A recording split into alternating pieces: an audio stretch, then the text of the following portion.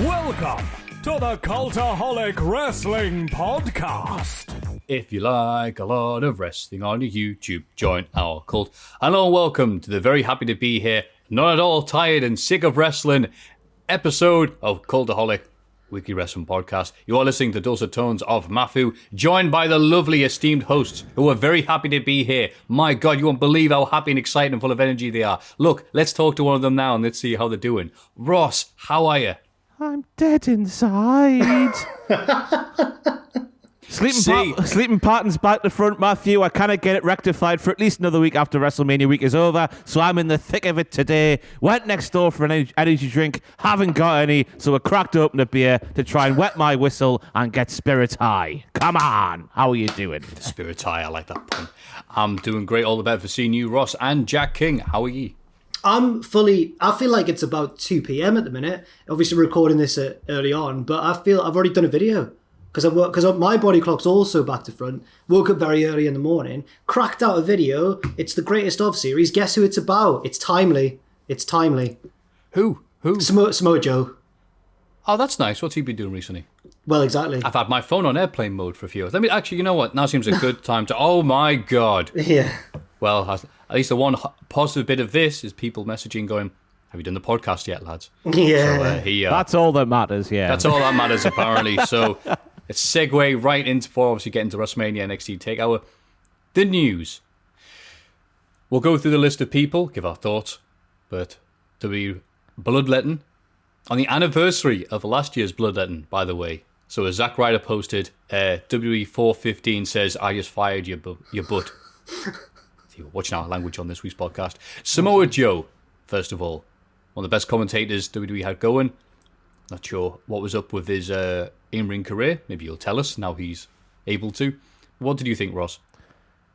It beggars belief. I can only assume of all the releases that happened, maybe this is one where Joe was like, right, if you're not going to let me wrestle, I'd rather just be away from here so I can go and do the wrestling some more. I've got no idea. That's just me speculating off the top of my head. But how he hasn't been a world champion by now, how they haven't found something for him to do full stop, it's a massive loss. Arguably the biggest loss of the releases for me. It's crazy. Another bit of speculation here. Maybe he didn't want to or couldn't wrestle anymore, but he was still on like a wrestler's wage.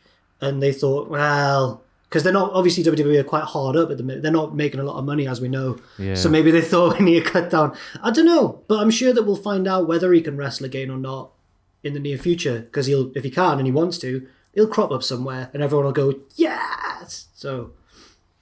Yeah. I think the world is oyster, to be honest with you. Yep. Sucks for WWE. It's great for Samoa Joe. Peyton Royce and Billie Kay.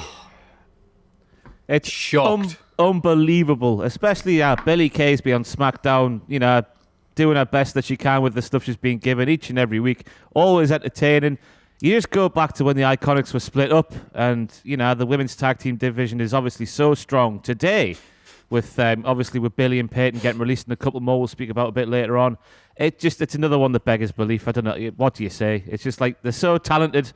They're good at the wrestling as well. That's what people seem to undersell as well. That obviously the character work is there, but they're good at the wrestling as well. Billie Kay is the best seller in all of professional wrestling, and they're gone. I think she's hilarious when she sells me. Fantastic, but beggars belief. Yeah, exactly the same as Ross, to be honest. It's annoying because they split them up against their wishes, from what I understand, and now they've not got anything for them. So why did they split them up? I don't know. Especially when, as I said before in a few weeks, I watched the Rumble with my housemate because of obviously the pandemic, and Billie Kay she was like Ric Flair in '92 in that Rumble. It was amazing. I don't understand it. So weird. Me and other friends used to hang out and we would get together and have a few cans of 8 Ace and we'd just watch Iconics promos. Oh, they're so entertaining. And in an era when people have always said, wrestling needs more characters and that sort of thing, they were a legitimate comedy act who could also wrestle, and now they've let them go. And this feels like the Zack Ryder, how dare you get yourselves... No, we wanted you this over, not this over. Oh, we'll show you. Oh, you think you're good, do you? Mickie James was released. Legend. Yeah, her state of affairs over the past, however long it's been a weird one, because I think she's fit and ready to go and do the wrestling, isn't she? She's not injured or anything like that, and they just haven't utilised her whatsoever, so that's been a strange thing. The thing with the bump as well, that was a weird one. What happened? These announcements for the Hall of Fame on the bump. The guest today is Mickie James with Trish Stratus. Mickie doesn't go in the Hall of Fame. That was a bit... I don't know what happened there. I think this is going to be a recurring theme in this segment, Maffew, that we're just going to sit here and go, why? Obviously, because Mickie James offers something different to the Iconics, but equally still, Mickie James is surely a very valuable asset to your women's division because she's been there and she's done it for so long. And she can still wrestle. It's not as if she can't do it anymore. She was involved in the TakeOver pre-shows as well. It wasn't like she was literally doing nothing. Like, she was finding stuff to do. It's bizarre. Not a very surprising one, though, sadly. Tucker.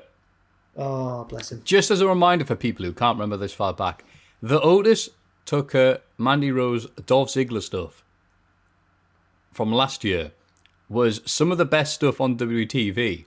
It was the hottest angle. Yeah, and then they did the bloodletting. They let go the person who wrote it.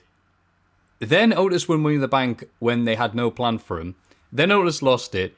Then Tucker turned on him. Then they did no blow-off angle, no follow-up, other than Tucker showing up with new tights that said Tucker on them. Tucker got drafted to Raw, so there was never going to be anything. So Otis couldn't get his revenge. That's right. Well done, Jack. And lost to Ricochet in 30 seconds, and then joined the ever-present 24/7 division, which is always a good sign. I'm eager to hear what Tucker did to deserve this, because I have no idea what happened here.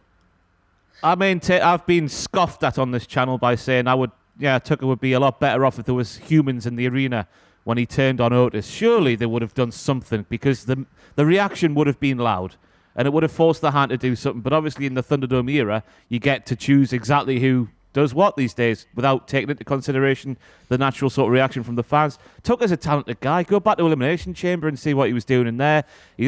Flips and flippy doos around the ring for a man of his size. We all know what Tucker can do. But if they've got nothing for him, I guess maybe he is better off away. Guess that's the sort of silver lining to this particular cloud here with Tucker, because I still can't believe when he went to Raw, how they had him dress. Do you remember that? Why give the guy a chance? How is he meant to get himself over? Get himself over, brother, looking like that with his silver pants and his black singlet on. Give the guy a hand. Sorry, state of affairs.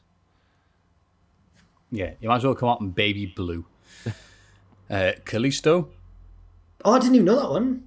Didn't you? I must have missed that one. Sorry. God. Well, there's been so many of them, who can blame you? He also had something going on in that, we'll talk about SmackDown in a bit, but on that pre-WrestleMania SmackDown, he had a little to and fro with his former teammates in the Lucha House Party. He could have started something new. I want to hear what the reference is when he's been on SmackDown recently, and he goes, what was the hat he wore? There was a trilby hat, and he didn't understand what a trilby hat was, and people go, oh, nice hat. And he wouldn't understand what it was. What that was in reference to, I've got no idea, so I'm looking forward to hear that one. But he's a talented guy, isn't he? Kalisto? Yeah, of course. I know what you say. Yeah, he's great, but the Lucha House Party have just been there, I guess. Kind of tag team to beat. Kind of cut a promo, but emphasise the strengths. One time. Well, one time's enough, isn't it? Apparently, yeah, you're right. Chelsea Green, who only signed 2 months ago, apparently. I thought she was like the next star of the women's division. Yeah. She should have been. Very unlucky, though, because she had the same... It was her debut NXT match, she suffered an injury. And then that 4-way on SmackDown, she suffered the same injury, wasn't it? Right. So she's been horribly unlucky just to sort of have a stop-start thing. But, why they wouldn't use her again after that? She was in the Rumble for about 20 seconds, wasn't she, last year? It's strange. I would never have guessed she would be one of the ones, because she, when they were in a pinch once on Raw, they needed more people to step in, and she was just called up out of nowhere for one Raw, and I thought, they really trust her. It's bizarre. Blake Murphy? Wesley Blake? Wesley Blake. I just did that to make sure that you guys were paying attention. I'm like, yeah, what? Hang on. Yeah. Because I had to go, which ones... You know what? Because I was reading his Wikipedia page, and I'm like, which one was he again, the Forgotten Sons? Oh, the one with the beard. Fantastic. Yeah. Okay. I saw, was it Dax Harwood saying he was the modern day such and such because he's that good of a wrestler? the stuff that we wouldn't realise being mere muggles in the wrestling game. Yeah, he's the one from Blake and Murphy who isn't Murphy. That's right, yeah. So I instinctively, even though I could see Wesley Blake in front of me, I still said Blake Murphy. That's sorry. I want to kick a guy when he's down. He was the one who was in The Knights of the Lone Wolf, which has already been dumped. And this is a shame because this, again, doesn't seem like his fault. Once Steve Cutler had been released, you kind of were counting down the days for Wesley Blake because that was his tag partner. Now he's on his own. Riker's off with Baron Corbin. It was just... Not with Baron Corbin, sorry, with Elias. No, the other heat magnet. Yeah. So it was just, sad. Bo Dallas. So it wasn't him at WrestleMania. Well, we'll get on to that. Well, no, I had never heard obviously this. wasn't him. I wasn't even aware this was a thing about the theories that it was Bo Dallas, because I guess the Bo Dallas theories have been running around for ages, given they're related in real life. But I'd never even heard of this before until people go, no! Because I went and found his last televised match was at Crown Jewel 2019. It was part of the Battle Royal. Oh, remember that? And people were like, no, his last match was this Sunday, Maffew. I'm like, what are you on about? it's because the Fiend was wearing full body, so people thought it was to cover the lack of tattoos that Bo Dallas doesn't have. But, and then people started saying things that because at first I thought, oh, that's very interesting. Then I read a bit more, and people were saying, he wrestled totally differently to normal. I was like, no, he didn't. He wrestled very much like how Bray Wyatt wrestles. He even sounded like Bray Wyatt when he was doing the wrestling moves. I don't know how you could think that was anybody else but Bray Wyatt after the initial sort of splash into the ring. That was a weird one. I don't know whether it was the full body suit or whether he's actually, leaned down a bit, trimmed down a bit, but he did look a little bit, more, I guess, a different shape slightly, but not enough to, I don't know. To lose height. No, you're right. There was that bit where he turned to Alexa Bliss and goes, come on, you gotta believe. That's right. Sorry, I forgot about that bit. Yeah. Anyway, yeah. I'm at the point now with WWE where I'm pro Bo Dallas getting released after doing nothing for 2 years and getting that money from WWE to do nothing. Well done, Bo. Yeah. It's a weird one, isn't it? After go back to the NXT stuff. If people watching this haven't seen his NXT run, just go back and watch his departure, especially from NXT, and see what a fantastic performer he was. But he's still very young, isn't he? I'm sure he's younger than us, isn't he? Bo Dallas. I don't know. He's definitely young. Should I have a Google? Go on, you're right. Google. He must be young, Ross, because if he was older, would have kept him. But this particular cloud has a silver lining. He's got a farm with Liv Morgan, apparently, according to the news. So at least he'll have stuff to do. That's nice. Yeah. He's 30, which is 30. Not old. Which is not old. Considering he's been around for 9 years now. Is it 9 years? Was it the 2012 Rumble when he debuted, or 2013 Rumble? No, it was the 14 maybe 14 or 13. Yeah, 14 because he did the first ever takeover. When he had his little biker glove on. Yeah, he eliminated Wade Barrett. Maybe he had a rap battle once, which was hilarious. Yes, with Flow Rider, I think. That's what the title of the podcast is going to be. We awkwardly remember Bo Dallas's greatest moments, but no, very entertaining guy. Not sure what happened there. And yeah, turns out absolutely nothing happened with the Fiend or the Wyatt family. And also breaking news, as we just got sat down here, ready for this lovely podcast. Mojo Rawley released. Yeah. Pachi. Heartbroken. Yeah. We'll have to pay for our tickets to SmackDown now when they come to the arena. Mojo seems like the nicest guy and seems like an old school pro wrestler in that he's just so excited and so loud that I thought he was an asset. When they brought Gronk in, Mojo was the highlight of bringing Gronk in. Not Gronk, it was Mojo. I can confirm he is a very nice guy because I did that video over Christmas where I was doing that YouTube trend of DMing the wrestlers to see who would reply. Who replied? Mojo. And he was the nicest guy. Had a little back and forth with him over New Year's and that, and was, just a nice guy. But it's weird how they pigeonholed him into that role of being like the hype bro and jumping about and screaming and whatnot. When remember those moody promos he would cut? That's another guy, by the way, like Tucker. Why would you dress him up in a condom and have have him ballpoint pen splattered all over his face? Give the guy a chance, because the moody promos that went with that horrible look, they were good, I thought. I thought they were good before, as well. Yeah. Maffew doesn't again, agree, sounds like fine. the nicest dude in the world, as everyone says. On TV, there was nothing going on. He really was. Mojo, I'm friend with Gronk. Rawley. I liked him. I don't know if it was just Stockholm Syndrome with Pachi, maybe. But I liked him, yeah. Good times. And as Leo Rush pointed out on Twitter, was like, yeah, all these people are being released so they can hire people for a lot less and save money that way, just by, hey, we've got new contracts for people, woo. And you're right, obviously they're on the backside right now. On the first Tuesday, NXT, WWE scored 800,000 viewers. Turns out that is, yes, they probably should have done this a while ago. Also unrelated, AEW, we won't usually talk about ratings because they're very boring, but apart from when they're interesting, AEW scored their second highest ever rating of 1.2 million, the highest since their debut. Yeah. Is this the fallout of WrestleMania? Interest in wrestling being generally quite high? Jericho on the WWE Network. Well, yeah, of course. Exactly. Yeah. How did that happen? Did Vince forget? Maybe. It's weird, isn't it?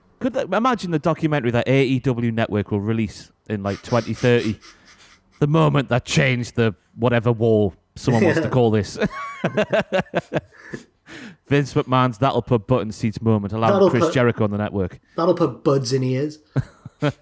I'm really proud of that. Very good, that one. Thank you. Cheers.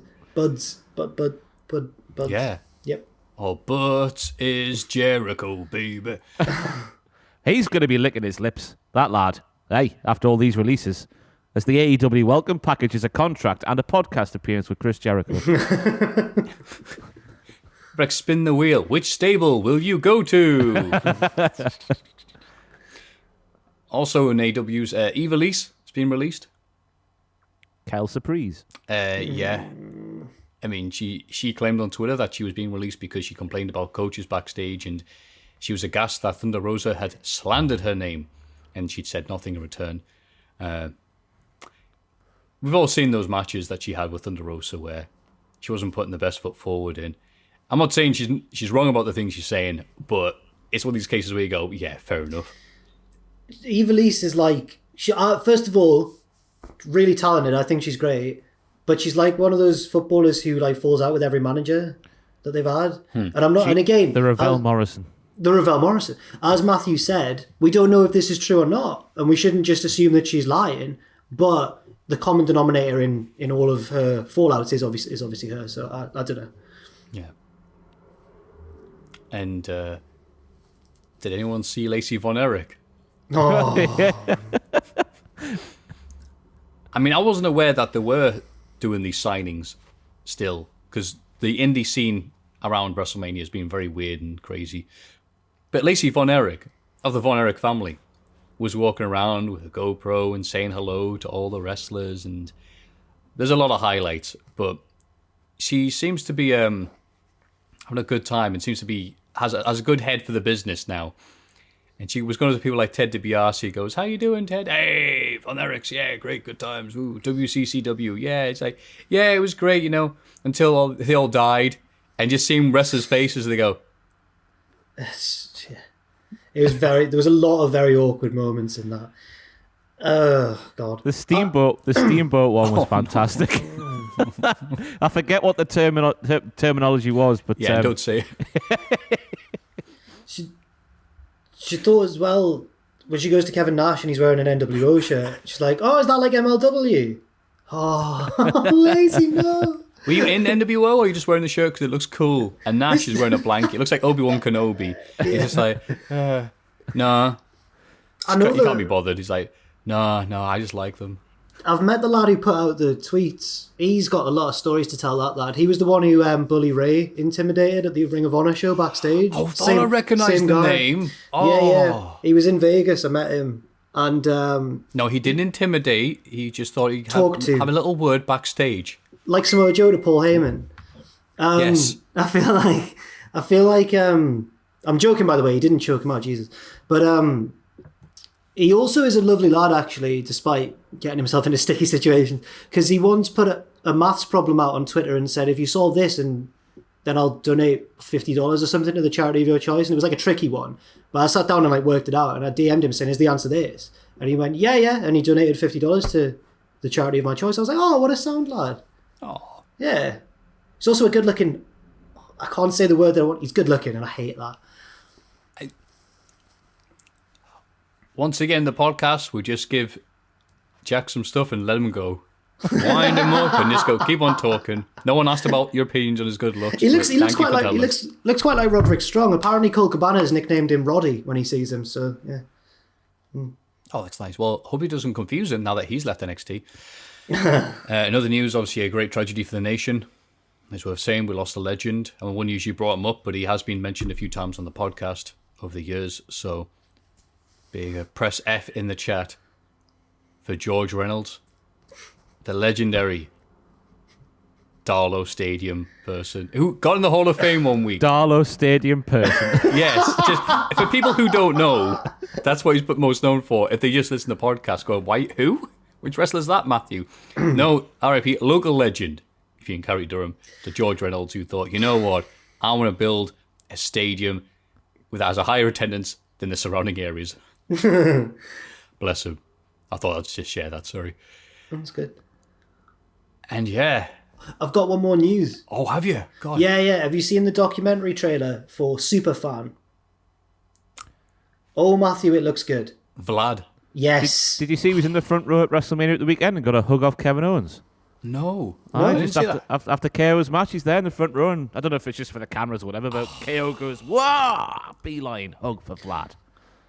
I mean, say what you want about WWE, but they're obviously their video team. We always talk about how good the high packages are, regardless of how bad the feud's been. They make it look like the most important thing in the world. This documentary looks class, and Vlad seems like a lovely man on the trailer. I didn't realize how in he was. Obviously, you see him at all the shows, but I didn't realize he had relationships with Vince McMahon, for example, and lots of the wrestlers and stuff. And Diesel in the trailer, and he going, "Hey Vlad, how you doing, pal?" Yeah, Kevin Nash knows him. That must mean he's cool. He's in.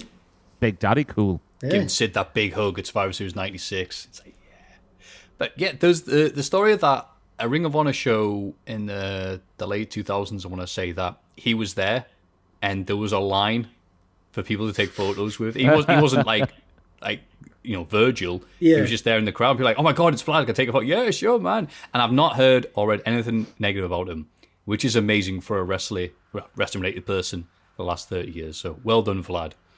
Makes you wonder about the likes of the Ghoul and Green Shirt Man. What are they up to backstage in the wrestling today, eh? Ellison, right, yeah, I started to think. Ellison Bay, the Undertaker shocked face guy. Yeah. I think he is officially working with WWE somehow, actually. It's on his Twitter. Green Lantern fan. Faith No More fan. Not Green Lantern. Somebody shared a picture of the Faith No More guy today. Did you see that? Saw in the that, work yeah, chat? yeah. Oh, wow. Amazing. Obviously, he's aged because, it's 25 years later, but still, it's still amazing to see he's aged. Well, the joke with the guitarist from Faith No More was that after he left Faith No More, he shaved his beard, cut his hair, stopped wearing glasses, and no one knew who he was. They all just escaped identity. Anyway, we are going off topic. There's a lot of things to stay on topic with, like, I don't know, the WrestleMania stuff. But that can wait for more important issues, like the Hall of Fame. Everybody get excited for the Cultaholic Hall of Fame! The Hall of Fame. In condescending order, Gordon Shumway 4%. I don't even remember what that was. That was a Sam was on last Twitch week. user, wasn't it? Or something. Oh, it was Sam's. Because that led me to my pick. And to be honest with you, before you reveal the result, Maffew, I feel greatly let down by the Cultaholic Nation. The Cultaholic Universe. Fun fact, Gordon Shumway, if you go into Google Translate, is Latin for "I took all the Red Bulls." The Cultaholic Twitch community, it says, all of you lovely people, XO, 35%. Unbelievable scenes. Ooh. Myself and Matthew's been having this flex off just in case people haven't been watching the past couple of weeks. That was my flex last week, and it's backfired spectacularly. Pandering does not work. Tuss, Ross. It's like a chess match between the two of you. It's unbelievable. It certainly is. Because Maffew here just brought out the bulldozer and just swept the table of the chess pieces from what I've seen. Yeah, Ross has moved his king to R3, and I've gone, yeet. Volta, my king, 61%. Okay. Can't remember the amount of times I put Volta in, but this week, WrestleMania, last week, Voltamania, Ciampa, Rampage Brown.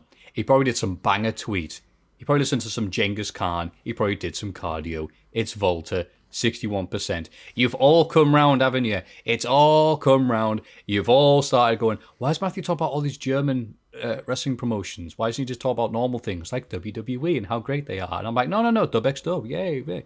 And now Volta's there. You're like, oh, Maffew, we should have listened. All those weeks we gave Jack and Ross the vote where they just said the stuff that was next to them. Oh, that's such a misrepresentation of what's been going on. That's exactly it. So I am very gracious in defeat.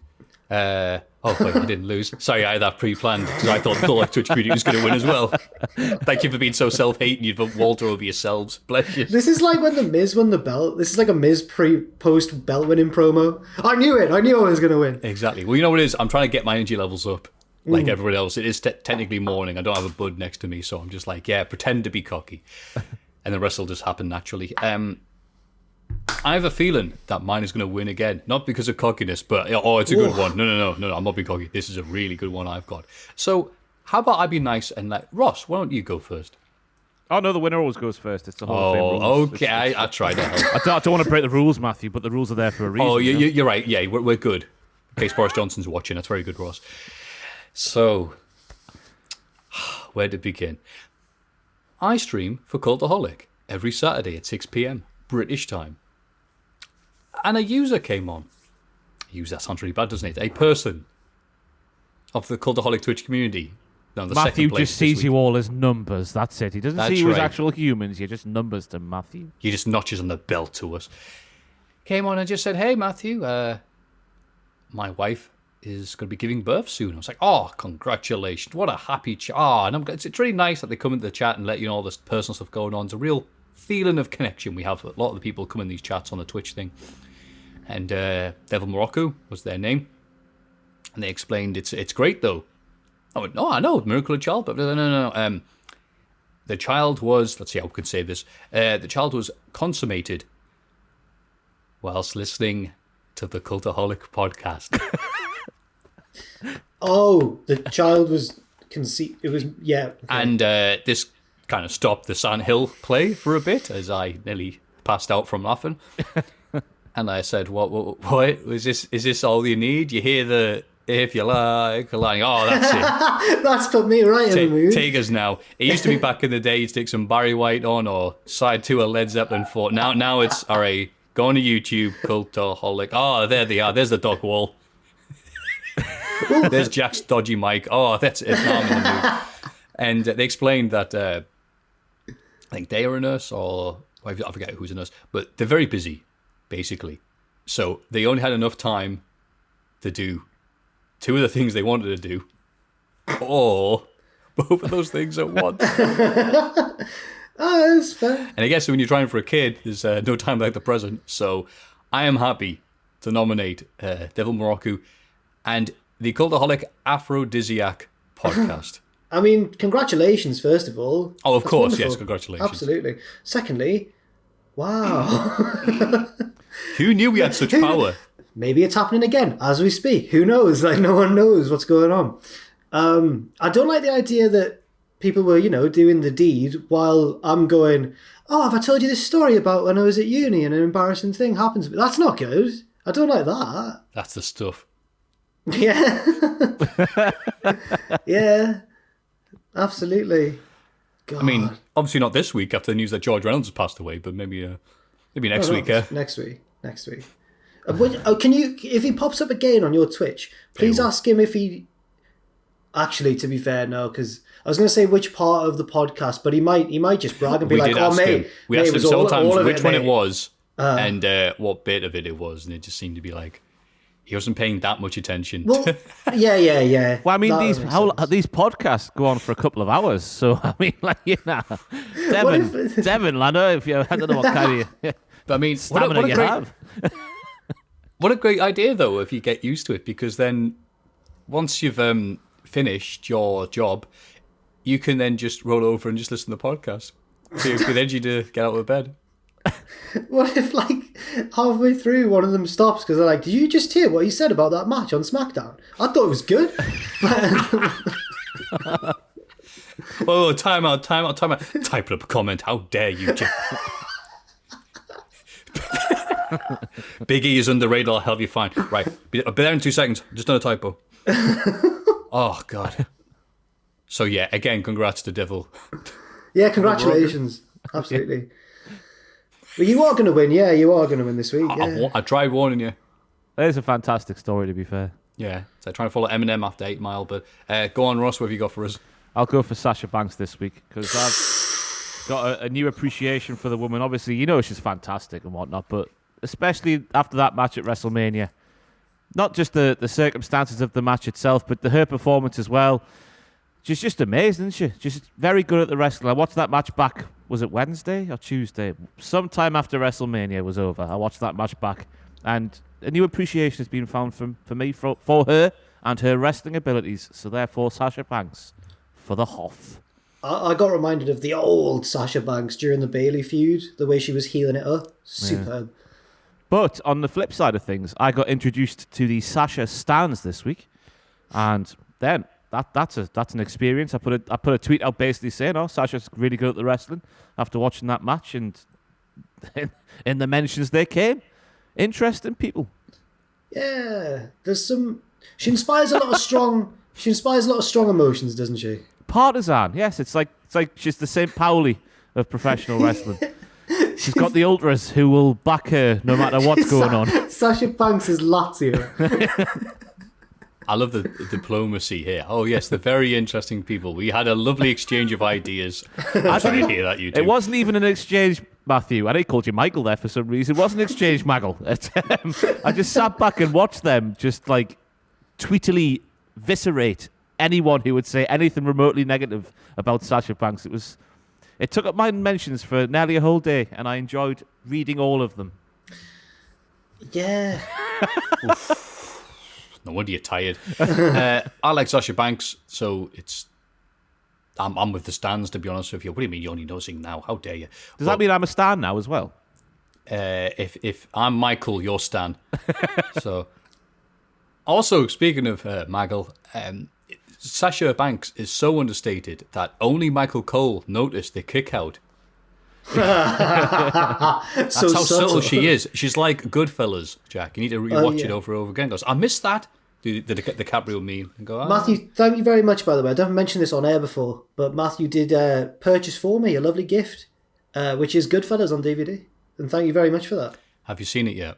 No. I've been a little bit busy, Maffew. I've been a little bit busy. Well, listen to the podcast. Is that the new euphemism? Be the euphemism now. Oh, I've just been listening to the podcast last night. Oh, hey, congrats. What did you do after this night out? Oh, I just went to listen to a podcast. But no, I will watch it now. The schedules are going to get more back to normal. Yes. Good. But it'll be a quiz. Okay. Next time someone's going to send in a quiz and it's going to be about every scene, every actor. All right. Okay. So, yeah, good pick there. Thank Can't you. argue with Sasha Banks. I think she's one of the best in WWE right now. Mm-hmm. Nice, easy pick. That might actually challenge Devil more. Oh, no. What if Devil doesn't win? Oh, no. Jack, please have a really naff one for us. Yeah, it is. Don't worry. I was gonna go for Sasha Banks as well, but I've had to adapt on the fly, and I'm going for Adam Paciotti's horse in Red Dead Redemption 2 because that poor thing needs something positive in its life, man. This is Pacitti or the horse? This is well, both, but the horse primarily because I don't know if you've ever watched any of Pacitti's Red Dead Redemption 2 streams. He's not an expert at the game.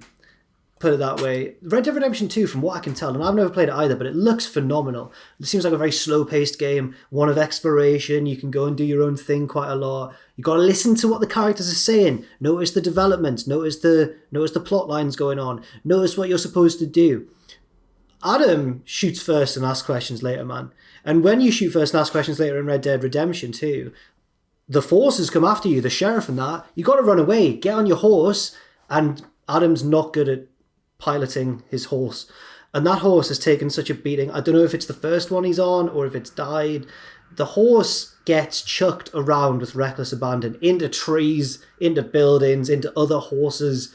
The horse needs a pick-me-up, so I'm nominating it for the Hall of Fame this week. Also, very funny clip that just sums up Adam's relationship with animals in Red Dead Redemption 2. Someone clipped it on Twitch. He kicks a turkey down a hill and he's laughing like a bully. He's going like, ha ha ha, just kicked the turkey down the hill. Gets taken out by like a moose from behind. It's phenomenal. It's one of the funniest little clips of Adam I've ever seen in my life. So do check that out as well. But Adam's horse, Red Dead Redemption 2 for the Hall of Fame.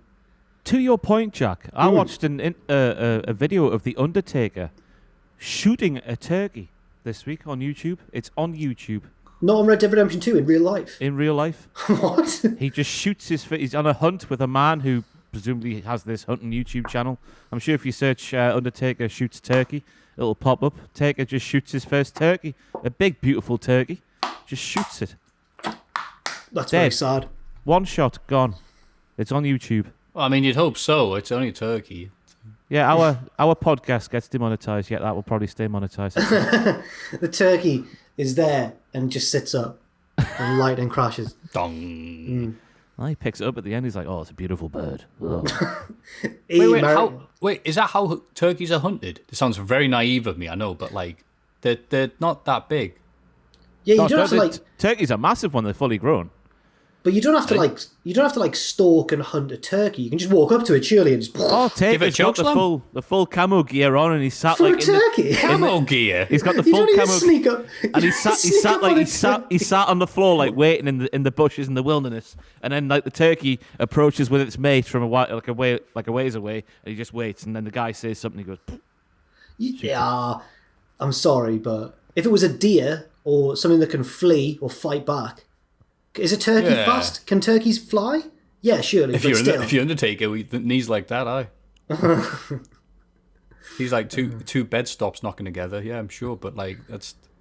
What gun was it? Was it like a sawn off or? it was a big long one. Why? Is this a reference? It sounds so sad. Was he mad because it took the limelight away from his debut at Survivor Series 1990? Oh, very nice, Jack. Yes. Very nice. It's party time. You've gobbled your last. So that was the selection for the Hall of Fame. We're going to move on now because it's a two turkey race between Devil Morocco and the Miracle of Childbirth. Sorry, Ross's Piggers. So that's your bags now, Maffew. Just get this bit out, then you can laugh. And Jack picking Pachiti's amazing horse. His horse is amazing. Give it a lick. Tastes just like raisin. Speaking of amazing, the ability to go to patreon.com/cultaholic and place your votes is also amazing. If you don't believe me, why don't you go try it? The devil's winning anyway, don't bother. This is This Week in the Wrestling. It's this bloody week in the wrestling. The long, long week in wrestling. SmackDown, the, quote, special WrestleMania edition. All right. Each of the three guys in the Universal title match on Sunday gets a solo promo segment to tell us why they're going to win. It's a bit like a party political broadcast, but more intense. Yeah, you're right. It was actually, Jack. That's a good thing. I think this was the only reason to watch the show. Brian gave a great promo. Loves his shirt. Reigns was good. Good by his standards. Wasn't great. But What? Edge's promo. What are you crazy? Reigns' promo was No, but that's amazing. sorry. I mean, those two were good. But Edge's was up here compared to the other two. I'm going to have to go for the big dog. You can go for the big dog. I mean, he won, so it's fair Well, play. But I, as someone who has gone, all right, why is Old Man Edge in this? I'm not that bothered about him main event WrestleMania. And then they've done the promos and then the angle at Fastlane and stuff. I'm like, okay, now I'm investing it. This put it over the goalpost. For a man so handsome as Edge is, he can't half make himself look like a psychotic man, can't he? He's incredible. He's gurning prowess. Yeah, the way he was like, the camera angle and the way his face was, he looked like if he concentrated really hard, his eyes would have popped out. There was that bit in the main event as well towards the end where he just proper like, it looks like he's, been to a Hacienda in 1993. Just when he's like proper getting going towards the end of the main event. Absolutely fantastic. Facials from Edge there. What did he say? He goes, Roman, you entered the WWE in a 3-man group. You came in through the crowd and used a spear as a finisher. You are the Samoan Edge. It's like, oh yeah. Yeah? Yeah. Well, I liked it. I The did Street as well, Profits no. are interviewed in the back. And I don't know why I was expecting you to go, ha, great. I'm like, yeah, you all heard it before. What am I expecting here? Yeah, good reenactment, Maffew. The Street Profits are interviewed in the back and are excited about having the chance to win the SmackDown Tag Team titles back. They're attacked by the Dirty Dogs and roll down the ring, where they're joined by the other two teams in the match, the Mysterios and Alpha Academy. Rude and Ziggler retain. I'm sure you're all enthused. It sounds really bad in hindsight now, but I did write down that during this match with Otis and Gable doing their thing, that Graves went, wow, look how cohesive these two are as a unit. Chad Gable seems like the partner that Otis has needed in his life to make him get that final level. And I brought down, wow, they're really, really pushing it hard against Tucker. And then obviously this week happened, so. I picked up on that as well. Like Corey kept saying that Gable has turned around Otis's career. Former Mr. Money in the Bank before he met Chad Gable. In storyline, I mean, obviously. It's a weird narrative they're pushing it. It is, but it's only SmackDown tag titles, so. And thankfully it wasn't at WrestleMania because these are the only tag teams they have in the very Wrestling Show loads anyway. So good decision not to have it on there. Tamina faces Nia Jax and hits her with a Samoan drop, but Shayna interferes before she can make the cover. Natalya helps Tamina fight the champs off. All the tag team turmoil entrants brawl backstage. Woohoo. I can't believe that, because I was sat there on my video last Saturday going, they've set up an angle here that they could pay off at WrestleMania, and they actually followed through. Nearly all the way, not quite all the way, but they actually followed through. And I am staggered that they did that. Staggered. Yeah, I too am surprised that they followed through. We see a video of Sami Zayn trying to join Logan Paul's sparring session. Logan and his brother don't seem too thrilled to see him. Zayn accidentally locks himself out the gym and doesn't get back in. Oh, chuckle version. Live in the arena, Zayn is annoyed that they showed the video. He complains to commentary that until he's ambushed by Kevin Owens and bravely runs away. I can't remember anything that happened after the boxing gym there, Maffew. That's one of those segments that has passed me by, apart from the boxing gym bit, which was fine. I don't know what to say about it. I liked how WrestleMania reminded me that actually Sami Zayn in kayfabe is a hard man. He dropped Kevin Owens on his head on the apron. He's a problem for anyone who steps in that ring, because for so long Sami's been booked as just a coward who runs away and everything, and I'm just sick of it. I just want the old Sami back. He's one of those guys where he can beat anybody, but anybody can beat him. Yeah. Jey Uso wins the Andre the Giant Memorial Battle Royal. That's eliminating Nakamura. Other significant moments, that might be a typo, because I don't remember any of this. Everybody teaming up to eliminate Cedric and Shelton. Kalisto tries to reunite, well, it's depressing in hindsight, try to reunite with Lince Dorado and Gren Metalik, but they eliminate him. Metalik then eliminates Lince. Mustafa Ali gets the better of his former Retribution friends, but is eventually eliminated by Ricochet. That was SmackDown. Yeah.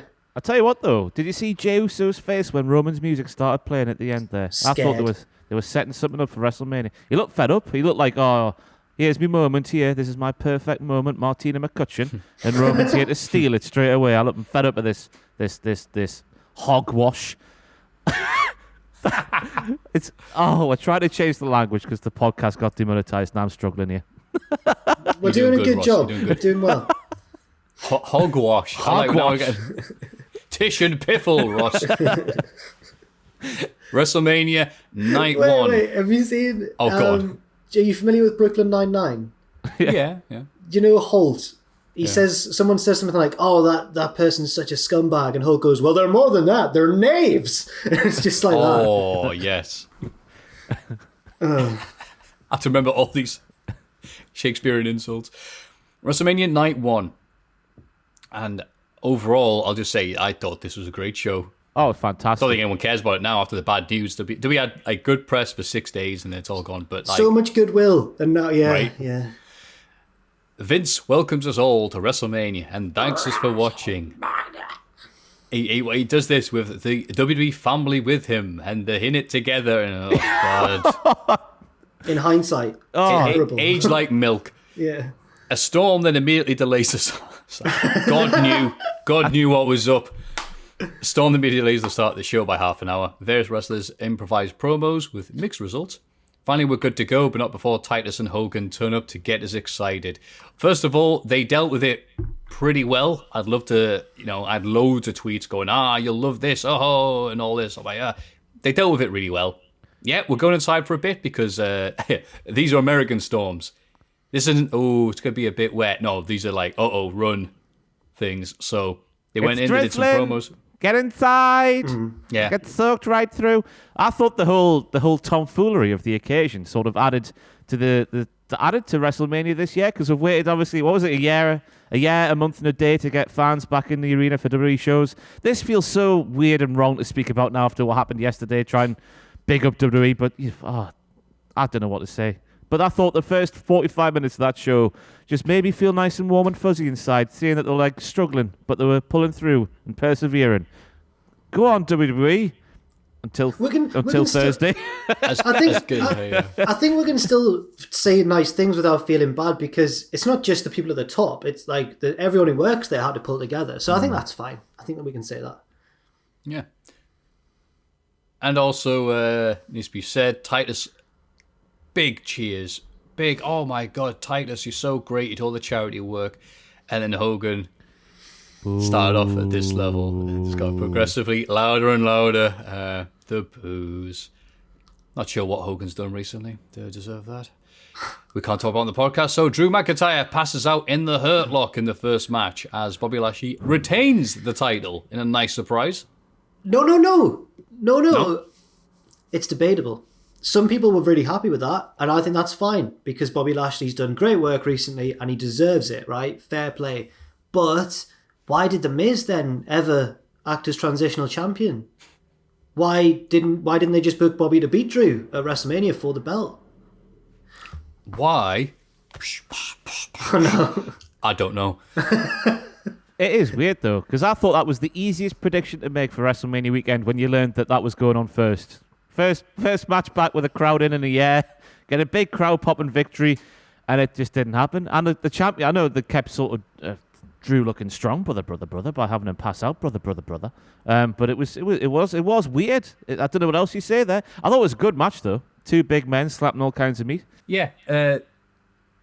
On paper, it looked like they had him set up to be the Ronnie Garvin, the guy who gets the title just to lose the title at the big show. But then Lashley came out, the Almighty, got almost as many cheers as Drew. He did. It makes you wonder, what if Baron Corbin didn't get involved, how much louder the cheers would have been?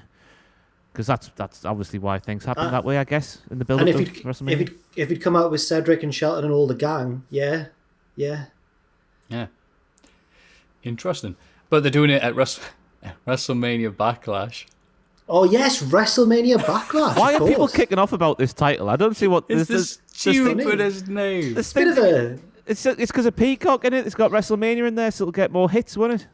This is the sort of thing that when I was a kid, my nana would have accidentally ordered that for me and gone, "There's WrestleMania," and I'd have gone, "Oh, thanks, nana," and I couldn't have said to her, "It's not the right one," because she's been tricked. On Twitter, just after, because obviously they announced it during WrestleMania, didn't they? It was going to be called WrestleMania Backlash. And then trending on Twitter was WrestleMania Backlash. So it made it look like there was lots of backlash about WrestleMania. Yeah. Natalya and Tamina win the tag team turmoil match. It says here, various things go wrong in this one, including Mandy Rose slipping during her entrance and an incorrect elimination announcement. They stored all the bad moments for the show and put them in one match. So it meant the rest of the show was better by comparison. So well done, lasses. Yeah, the women's tag division right now is the worst thing WWE has going with the overall, this is going to sound bad, but I'm not going to apologize, the overall ability of a lot of the wrestlers, the throwing together tag teams, and the complete lack of creativity and any good writing involved. So, But Tamina won, though. Tamina got the WrestleMania moment, because I was going mad at Natalya for being so nonchalant and so complacent in her application of the sharpshooter maneuver. But it was setting up a fantastic WrestleMania moment. Oh, God, trying to control the language is hard. I'm finding it harder as the podcast gets longer. But yeah, it was nice to see them follow through once again. I'm just remembering who that is. It's great. But Sorry again. speaking about the crowd again, because I felt for the longest time I'm the only person who appreciates Tamina. But it's nice to see there's an entire 25,000 people in Florida who are following the same sort of trajectory in the loving of Tamina Snuka. Choo choo. Yeah. So you're to blame, is that what you're saying, Ross? I'm not saying that at all. I'm just saying it's nice to see that other people were cheering Tamina. I thought that Billy and Carmella would win because of Reginald. They'd come face to face with Nia and Shayna on night 2. Reginald would presumably be there. He wasn't I there, think was he? He missed. He said it was due to illness. I think he said it. He said whatever it was in French, but I think someone pointed out. Malheureusement. Yeah. So. Yeah. It was due to an illness. We were sick of him. Oh, I've got nothing against Reginald himself. Just the use of Reginald. Yeah, the booking's been terrible at Reggie. Yeah. That's why he fits in so well with the women's tag division. So, sorry for the likes of the Ruby Riott and Shayna Baszler. You deserve better. Moving on. Cesaro beats Seth Rollins with a lot of big swings and neutralizer. Oh, there were some lovely transitions in this. Some lovely counters and turnarounds and this and that. And then the debut in WWE of the UFO. The no hands twisty thing. He did it last year in that match that nobody cares about against Drew Gulak. Okay. Which match was that? That WrestleMania match he had against Drew Gulak on the kickoff show. Oh, yes. Right. At the start. That's right. Right. It's not your fault, Maffew, because that was Cesaro's first ever singles match at WrestleMania, of course, at the weekend. Oh. But it is so an weird impressive because move, yeah. it's so weird because people were saying it was the debut in WrestleMania. Oh, they were lying. Oh, they all forgot that match last year. Oh well. Whoops. Anyway, yeah, it was great. What do you think, Ross? Yeah, it just makes you wonder. Do you reckon backstage? Because obviously we saw a few wrestlers calling spots back in the WCPW days, and they never actually sort of did the moves together. You know, when maybe you think that certain transitions happen where you think, oh, they must have like rehearsed the actual movements of what they did during that transition. Do you reckon they did that? Because some of the stuff they did, you can't be doing that for a first time, surely, on a WrestleMania and expect it to go right. I feel like maybe, because they're both really talented, but also if there was a show with like a bigger match on, maybe a match with something complicated in it, or a multi-man ladder match or something, we would sometimes see wrestlers go in the ring before the fans got in and in slow motion kind of walk through certain like one-off spots here and there. But Ross is right, like generally backstage wrestlers calling spots to each other kind of just mime a lot. And then bang, bang, bang, and then boom. Johnny Bravo. Yes, that's right. But it was an amazing match. And a shout out to Rollins' theme as well. I've watched that entrance a few times. I like the start of it, me. It sounds evil. Love Rollins, man. Still fantastic. AJ Styles and Omos face New Day for the Raw Tag Team titles. Omos tags in and destroys everyone. Styles is happy. So class. I thought it was brilliant. I mean, on paper, I was like, I'm not really hyped for this. It's not whatever, because they're literally, until like last week, the only tag team they could face because there's no one else. Unless, the fearsome team of Riker and Elias are wanting a tag title match. But the crowd was so into it. They loved Omos. They like, go on, get him. So I think that made it for me. Yeah, the match was put together so well with like AJ getting closer and closer to the hot tag, and then when he finally got it, they showed a shot of like the New Day cowering, and the camera was pointing up at Omos, and it was like, wow, it's cool. 2 seconds, Jack. You alright, Ross? Someone's just come in downstairs. We might be getting robbed, I don't know. Okay. Oh, okay. It should be fine. If they come in here, I'll fight them. It's fine. I've beat up many men in my time. Of course you have, pal. But I thought it was fantastic how the commentators were like, yes, it's very wise of the New Day to keep the big man on the outside. Yes, they should be focused on the weakness of that team. AJ Styles. But I got it because they're an experienced tag team, so I could allow them kind of controlling AJ, I suppose. But yeah, it's just weird hearing one of the greatest of all time, AJ Styles, is the weak link. He's the Genetti. The celebration at the end was fantastic. I've never seen someone use a wrestling belt like was it a golf club or a baseball bat? I couldn't quite work it out, but swinging it because he hit a home run. Fantastic. I guess it is a baseball bat then, unless he's going 4 out of 10. Yeah, you can throw them at turkeys as well. And then Braun Strowman wins a steel cage match against Shay McMahon, throwing him from the top of the cage into the ring. you know what? The feud and build up to this was like, hey, get ready for Shane McMahon wackiness. But this was done perfectly for Braun. Destroyed his henchman, destroyed Shane, did a cool thing with the cage, threw him off, went, I'm not stupid, gave him a finisher move, pinned him. Great, fine, cool, move on. I was No scared. issues. I was scared that, one, Braun was going to do what a lot of people thought and throw Shane out of the cage because he's stupid. Or two, for some reason, even though Shane had just taken like a hell of a bump from the top into the ring, I thought Braun was going to get down, and he started cutting that promo basically where he was saying, like, this is for everyone who's ever been called stupid. And I thought he was going to turn around into an inside cradle from Shane, and he just goes, there you go. But no, thankfully not. Looks at the camera and goes, I must be stupid. And just goes, wah, wah, wah. I love this, mate, because it was the return of the Shane McMahon that we knew when we were growing up. Because Shane McMahon was never a full-time wrestler when we were growing up. He was never the best in the world. He was just a McMahon who would come in for a random feud. He would bite off too much, more than he could chew, and then he would lose, all while doing something impressive. And that's exactly what happened in that cage match. So I loved the way it was booked. It was like being back in 2001 or something like that. Fantastic. Yeah. Oh, very positive so far. Let's keep it up. Bad Bunny and Damian Priest beat Miz and Morrison. Bad Bunny surprises everybody and puts in a very good performance. Yeah. Yeah. What a guy. Yeah. Wow. I don't know what And to he was say. perfectly... Okay, maybe not perfect, but like, he didn't come in and like, they treat him like, oh my God, it's Hackenschmidt. But he did a few things, got beat up, and then Miz did his lovely, you suck thing.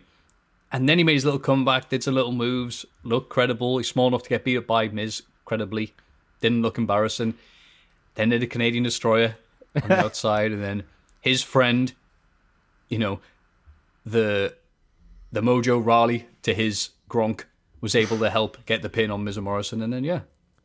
Well, apparently, I've read a few news sites that said Priest was dealing with a back injury on the way in. So they had to limit what he could do anyway. But thankfully, Bad Bunny trained his arse off for months. And yeah, couldn't believe it. He did well as well. That bit when Miz threw him in the ropes, and he proper did the old Enzo, but Enzo actually got concussed, but Bad Bunny survived. He did well to sort of survive that if you want and do what he did. Yeah. I mean, even Miz and Morrison deserve a lot of credit as well, I think, because they bumped and sold for him really. I mean, the Canadian Destroyer, Morrison's basically doing a backflip, but it was awesome. Yeah. And shout outs to the Miz just impressing me just by doing a little bunny hop. Miz is very great. easily impressed, as you can tell. Oh, no, I like that. Miz deserves a lot. Miz is brilliant. He does it. He took it to a tornado DDT at one point and did the big sit-up cell where he's just staring straight ahead, which I thought might have popped a few of the lads in the back, because it's stuff like that wrestlers find funny for some reason. They're a weird bunch. They are weird. So yeah, we can put Bad Bunny in the Lawrence Taylor Snooki category. Oh, better than Lawrence Taylor. Not Snooki though. Lawrence Taylor beat Bam Bam Bigelow though. Yeah, fair. In the on the grandest stage. Yeah. Maybe not that year. Bianca Belair becomes SmackDown Women's Champion, beating Sasha Banks in a fantastic main event with Super Dragon's Psycho Driver finisher. Okay, that's your takeaway from this, man. It's so great that's just become a WWE move. It's only sentences that you'd expect to hear. WWE main eventer, a WrestleMania no less, is going to use Super Dragon's finisher. It's a big tribute to Super Dragon. That's right. Okay. No, they should have cut to her dad in the front row. It's Super Dragon with a mask. This was. I can't think of anything else to say about this that we haven't already. Yeah. The hair across the side. Oh yeah. Yeah, I can't get that noise out of my head. It's amazing, isn't it? And the market left afterwards, but yeah. Sasha's joy, I'm sure we've seen that video where Sasha's at ringside after Bianca Belair's lifting the title. She's just smiling. And so she should be, because we said it earlier, didn't we? She made Bianca Belair look like the biggest and hardest and most star-powered wrestler. That made no sense. The biggest star in the wrestling ever. Sasha Banks is good. But also Bianca Belair's good. To be fair, I was going to say she is kind of the strongest, because that deadlift, the press over the head, when she walked up the steps, it was so good all the way through. Yeah. Fantastic. Yeah, great. And Yeah, and Sasha Banks did I'm happy for your thing. Not the Charlotte Flair. Hey, good one, kid. You got away with it there. Yeah. That would have been devastating. Yeah. Sorry. So that was night 1. Nearly all positive. Well done. Even the bad stuff were good. Night 2. Titus and Hogan get us hyped to start. We definitely made sure the lungs were working for this. Thanks, Hogan. This time they're dressed as filthy pirates. What did I put filthy pirate? No, I thought they did say filthy pirates. Oh, right. Evil, rotten, stinking pirates. Are you just trying to help any couples that might be listening to the podcast, right? One-eyed, love-filled. Oh God, you're right, Ross. It is hard. Oh no! Stop! Don't laugh at that. Randy Orton surprisingly beats the Fiend, aka Bo Dallas in disguise, with an RKO with help from Alexa Bliss, who distracts the Fiend by being extra spooky. Well, I didn't know how else to put it. I mean, yeah, fair play. Orton doesn't understand, but gets out of there. The lights go down, and both Fiend and Bliss disappear. All right. Boo. So, I was going to say, no, Hogan, not yet. But it was so sad because even though there's been lots of silly stuff happening between these guys, and some of it's been funny to watch at and go, ha, ha, ha, the crowd was still really into them. The Fiend got a big pop. Randy Orton got a big pop. The box-like structure got a big pop. And that's what they gave them. And I'm all right with spooky-dee-boo-boo-boo endings as long as they kind of make sense. We're like, what's happening? Why is she sprung a leak? What's wrong? Oh, she's turned on the... What? And then they both disappeared and they went. And the crowd who had cheered both of them and the Fiend, boo. Because it felt like a Raw angle. Oh, the bell's gone. The Hang bell. on a second. Oh, I was just about to start shouting there. Help. Hello?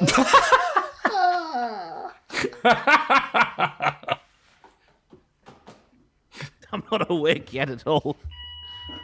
Fire alarm, fire test. Right. I'm just trying to answer the phone with a pair of headphones on. Right. It felt like a Raw angle. That's what I was trying to say. The way it sort of finished abruptly. And obviously WrestleMania, as it got proven on Monday Night Raw, this was the culmination of a 6-month angle. And the match lasted 6 minutes with an ending that left you confused. It was absolute nonsense. Yeah, it's just, yeah. I've got no wrong with it. No issue with the creativity and the sort of different feeling and whatnot, because wrestling is a variety show. It's always the best, but it's got something different for everybody on there. But just the way this ended, like it was a random episode of Raw, was an absolute liberty. I was like, can't wait to tune into Raw to find out some answers, and we didn't get many answers, really. We got half an answer, didn't we? She's realised she didn't need him anymore, and she's taken all of his powers and Is that it? thrown him away. No, we did get an answer. Randy Orton go, whoa, now that I've finished with the Fiend, be like, oh, have you? Yeah. Oh, was that it? I'm a normal wrestler again with normal storylines. That's where the unrest is for me. It's just that was the blow off for the longest and most invested angle in all of the company over the past 6 months, and that's a load of nonsense that I tell thee. Because I thought as well that the black stuff was the Fiend, because obviously when the black stuff was coming out of Randy and Alexa, that's when the Fiend was dead.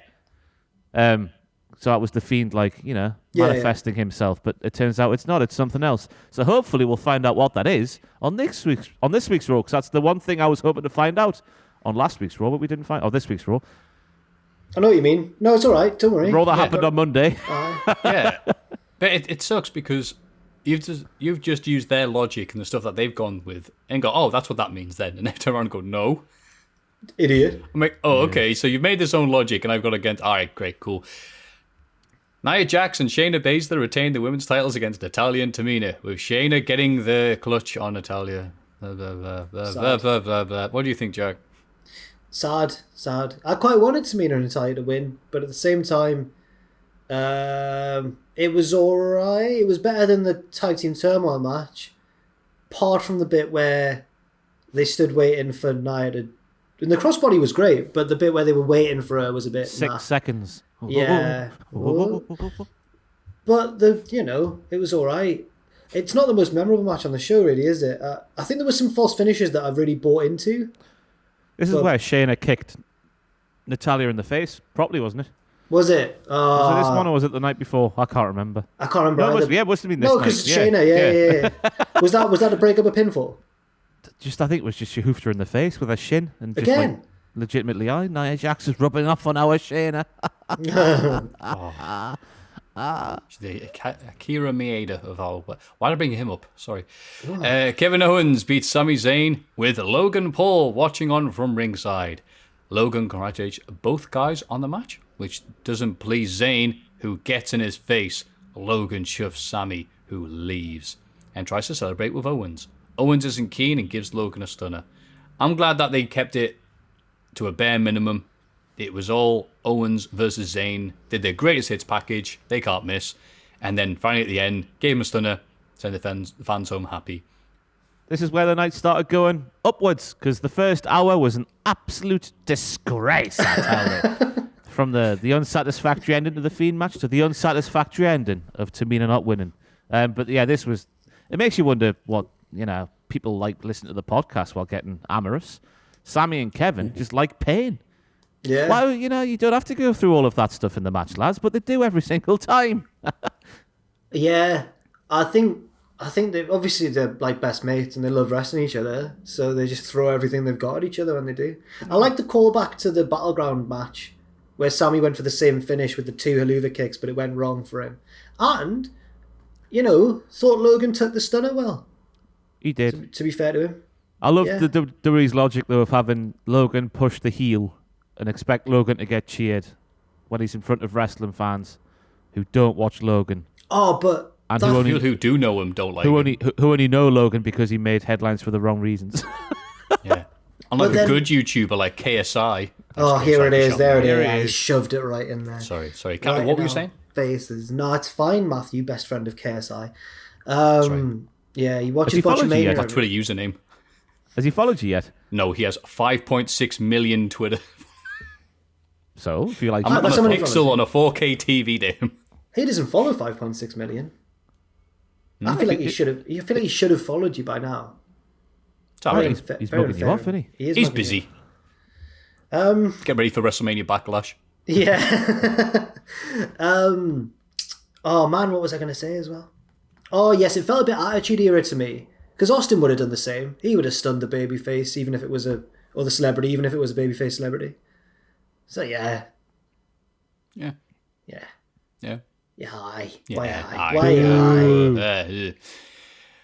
Matt Riddle encounters the Great Khali and Rob Van Dam backstage. Oh no! What do you mean? No. This was fantastic. Oh, was it not? All three lads talked, and the Great Khali was the only one who didn't speak English, and he made the most sense. It was absolutely terrific. I love when he just stood there and said nothing. I don't know if he forgot his lines. I presume he must have forgot his lines. Because the Great Khali's got a bit of a reputation like that. Bit of a reputation like that, hasn't he? For sort of like being told to do things but not doing them because he is the Great Khali and he is royalty, etc., etc. But Riddle's reaction to that on the fly, I thought was great. Like, you got nothing? No, nothing. RVD was a It was like translator. that. Sorry, that was the bit he was doing. deafening silence. Yeah. RVD translated for him because RVD's bilingual apparently. They gave him some Rizzlers. Yeah.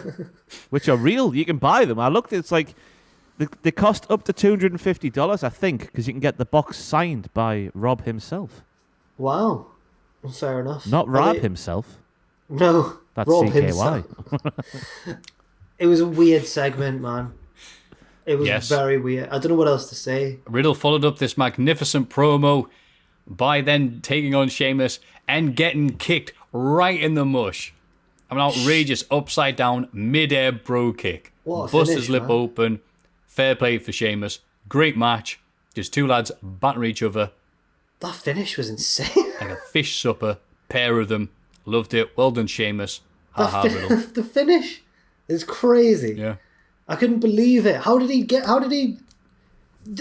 Adam Cole did the same to Ricochet, and that was impressive, but this was even better.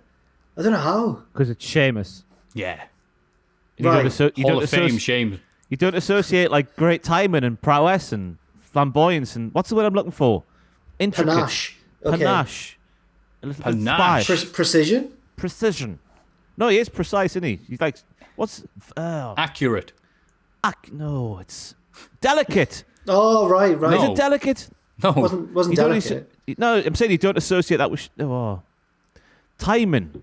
I know what I'm saying in my head. It's been a long week, lads. It's Sharp. It's good. It was very good. Sean Bean.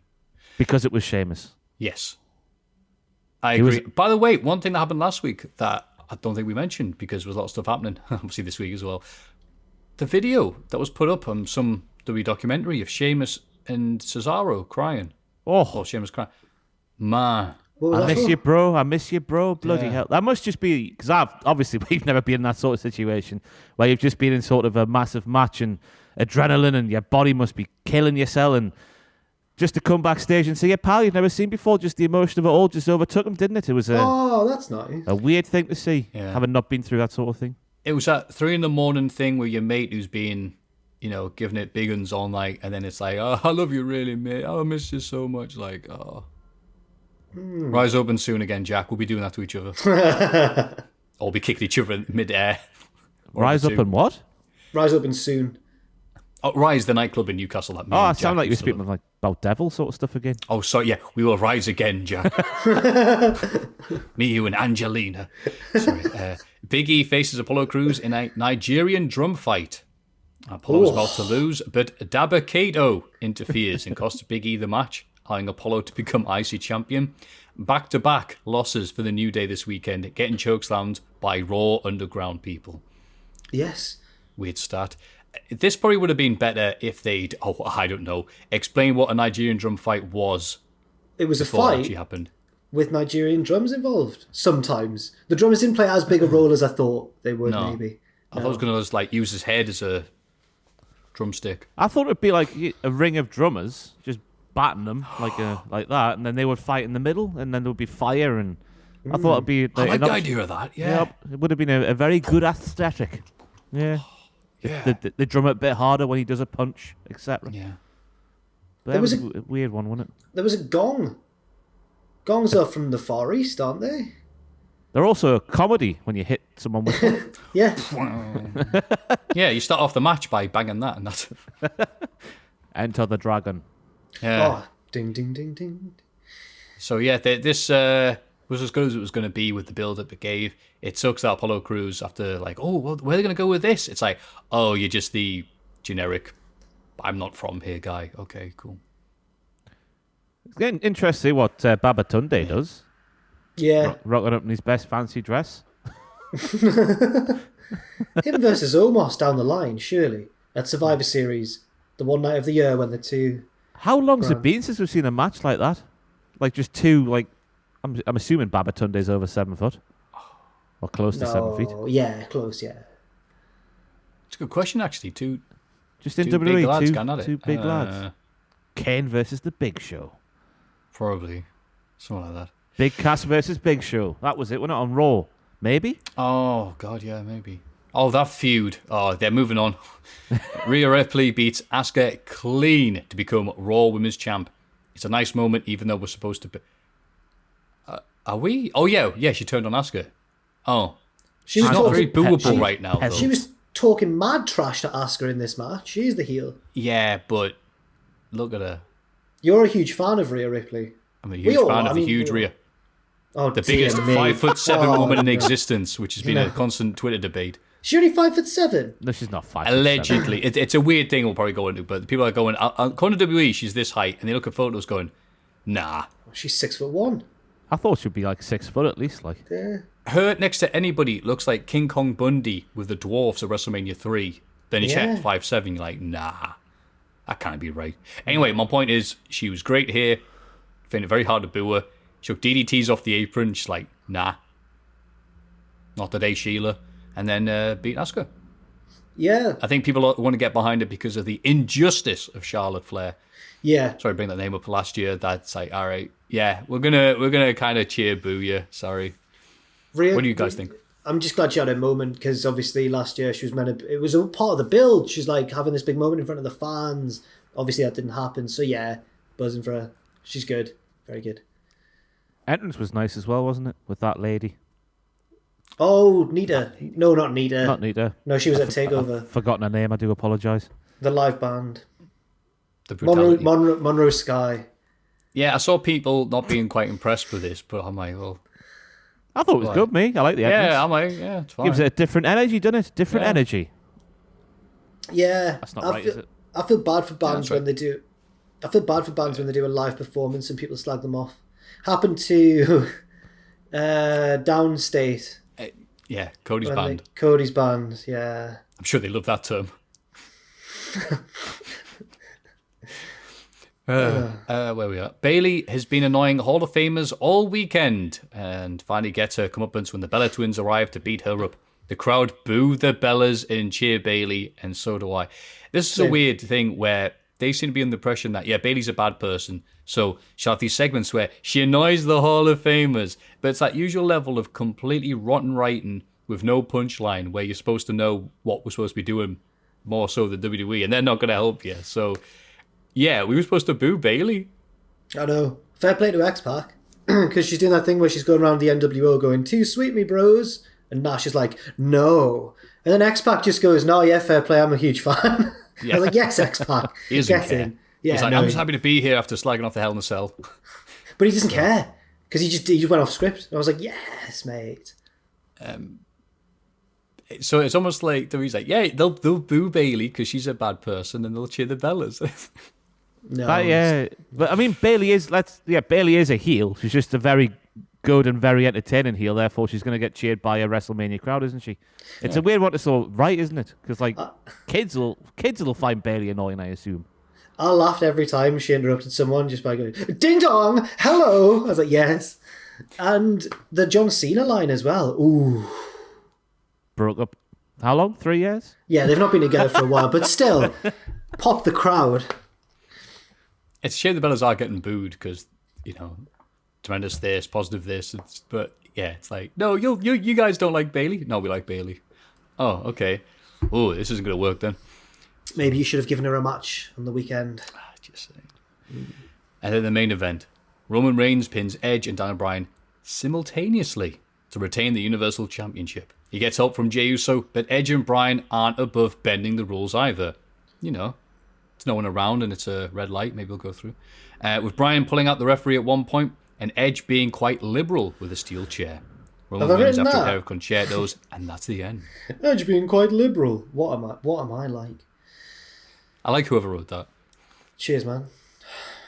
I tell you what, though, we can take this narrative that Edge is the Universal Champion and put it straight in the bin. Roman ensured that both sets of shoulders were touching the mat. Therefore, Roman pinned the pair of them at the same time. Non-issue. Yeah. Adam Pearce and Charles Robinson on Twitter. Non-issue. I think Charles was taking your side there. I think Charles agreed, but it was Adam Pearce looking for drama like he does. He's a little drama boy, Adam Pearce. A little drama boy, Adam Pearce. NWA champion multiple time, little drama boy. In the corner of my left, wearing baby blue. Drama boy. Little drama boy, Adam. Anyway, the main event of WrestleMania was, every bit as good as I thought it was going to be. The crowd heat was crazy. They still did, and I don't know if this is because they were set in their ways or it was a little nod and a wink. They still did the crowd lowering of the audio for Roman. Yeah. Which I'm like, but they're probably booing, they're supposed to be booing, but they still did it just for old time's sake. And I'm like, oh, thanks. How nice must that felt for Roman to give a bit back after all these years of people booing him? He can finally now in his character go, up yours. I don't like you either. I'm glad that he wasn't cheered like Bayley. So Bayley's like a kind of, she's a little slightly, supposed to be annoying, but she's funny. Roman's a proper bad boo. Yeah. So I was shocked as well that Edge got the cheer that he got, because Edge has been the past 2 weeks on SmackDown. Edge has been a proper heel, and obviously sentiment has been. You look at Twitter, I look at the SmackDown hashtag every week. For my video series, not just for pleasure. And sentiment did turn on Edge, like the way things were going, and I think that as a result of that, maybe that's why he was a heel the past couple of weeks. So it was a shock for me to see him getting cheered, but it was nice all the same as well. It's a shame that Alter Bridge weren't there live. I like the fact that after me watching it going, oh, Edge, I'm not sure. Ooh, he's shades of this, shades of that. Overwhelming cheers. Daniel Bryan, he's justified by this, blah, blah, blah. Some boos.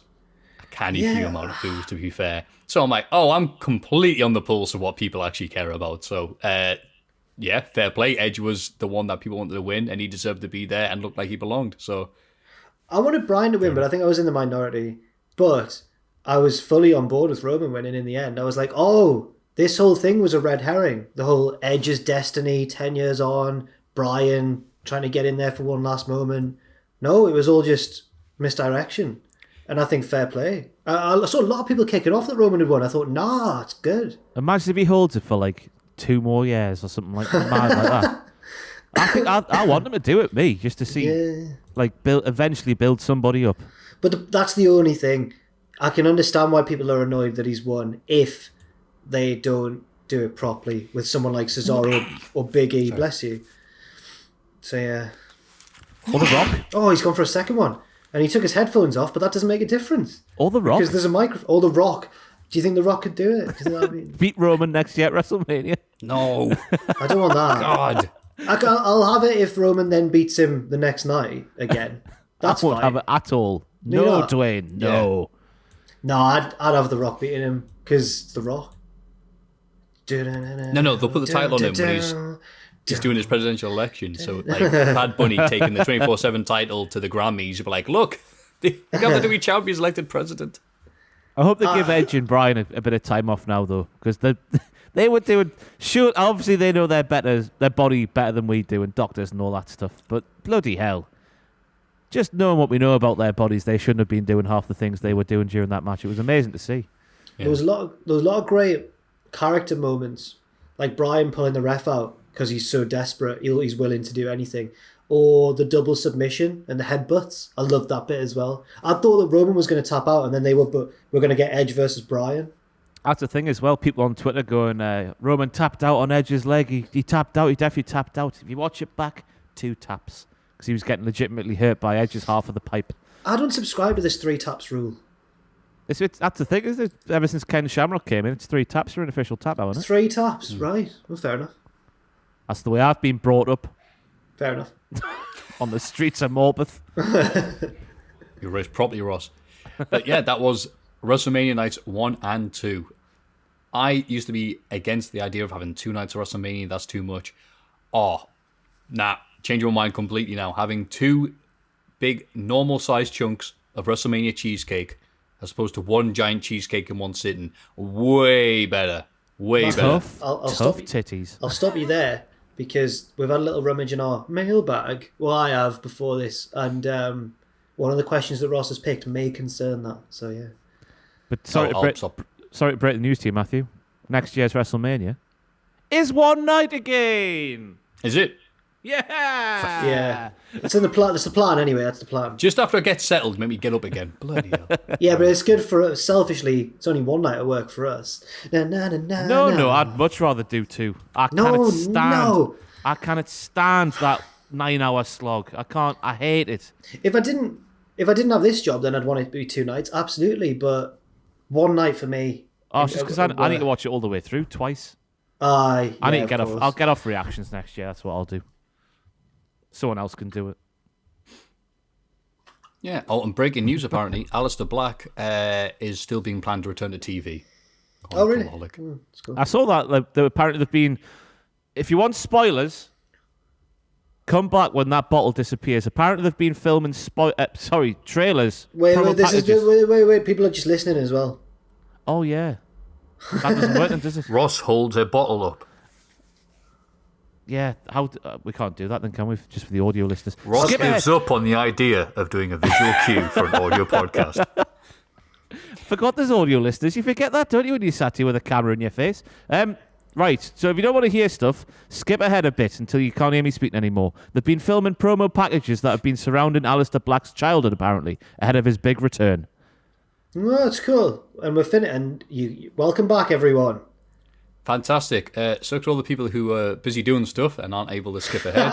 Sorry about that. Get off his skip it forwards now. La la la la la la la la la la la. There you go. That's what they were doing at home. That's what they were doing. Monday Night Raw. We have a brand new commentary team. Sorry, Ross. We have my favorite bit of the podcast right now is saying Monday Night Raw and Ross going visual and audio pain for both sets of listeners. You've just been sat here speaking about how great WrestleMania was apart from the first hour of night 2, and then Raw was so bad this week. Unbelievably bad. It started off all right, though, because we have a brand new commentary team of Corey Graves, Brian Saxton, and Adnan Virk.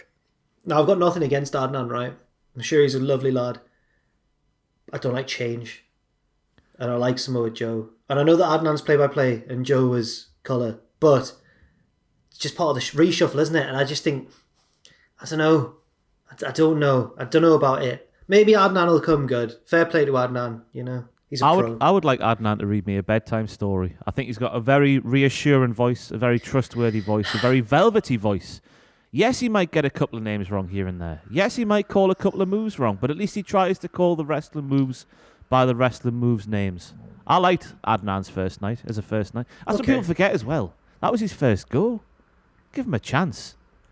Fair enough. And he likes to extract the Michael out of the wrestling when he wants to. Like when Lashley throws Riddle's scooter, he was like, "Oh my God, how could you do that to a man's vehicle?" He extracts the Michael, which I like about him as well. Fair enough. Big fan of Adnan, me. Fair play. I barely noticed him all night. Bobby Lashley arrives at the start of the show with Riddle challenging him to a match because obviously he was on a winning streak. Lashley attacks him. Good lad, Lashley. No wonder he got cheered.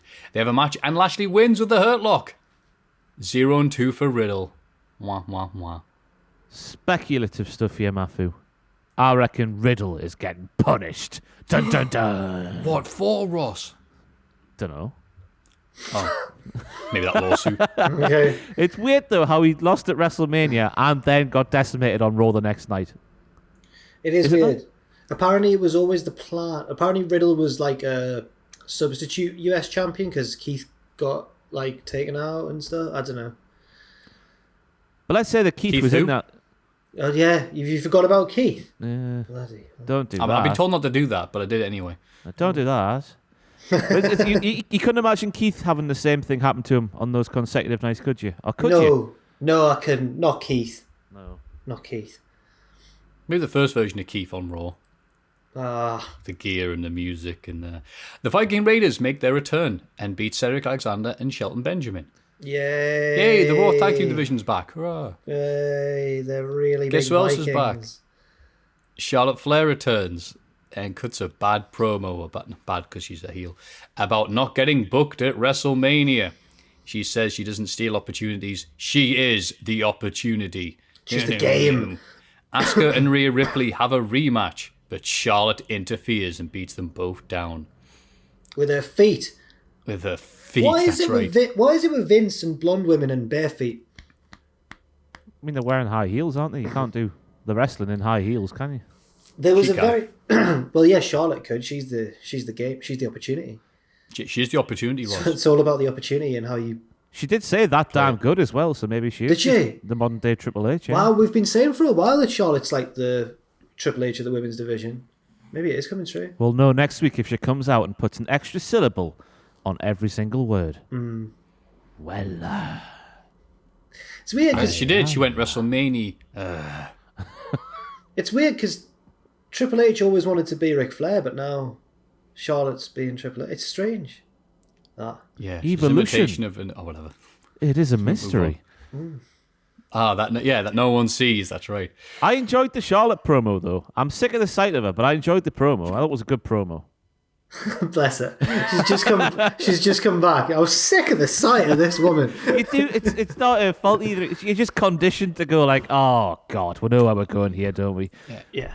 WrestleMania Backlash, Rhea Ripley losing to Charlotte. But again, at least Charlotte's come back as a baddie. Because when she was a goodie, she just wasn't very likable. More on that later when we come to AEW Dynamite. It's too sweet. Yeah, that was about it. We get an episode of Alexa's Playground. She says that she realised she could harness the dark power on her own and didn't need the Fiend. She introduces her new Fiend, a creepy puppet No, named new friend, Lily. her new friend. Her new creepy friend puppet named Lily. Lily does nothing. He just showed up, did nothing, and then probably sold a lot of merch. So we have no idea how that works around here. So there he is. What a legend that puppet is, that lad there. For those listening, Maffew sneakily brandished Puppet Me. Do I call him Puppet Me or do I call him Puppet Jack? You can call me sir. There's more. Sorry, Maffew. There's more to that entry on the notes there. Later, Bray Wyatt's Firefly Funhouse returns. Yay! Where he talks about making a fresh start and feeling reborn. Oh, Not buying it. yeah. That was it then? Yep. No, maybe not. I mean, all the puppets were having a go at him, going, "Oh, I missed her," and all that stuff. And she should come back. He's like, no. I like the Firefly Funhouse still. I'm kind of interested to see where it's going because I am a sucker for punishment. Okay. My main takeaway from this week's Raw was the fact that normally the Raw after WrestleMania is like the start of the new football season for the WWE. They hit the reset button. It's the brand new season. But this time, Charlotte came back to reignite a feud with somebody she's been doing before.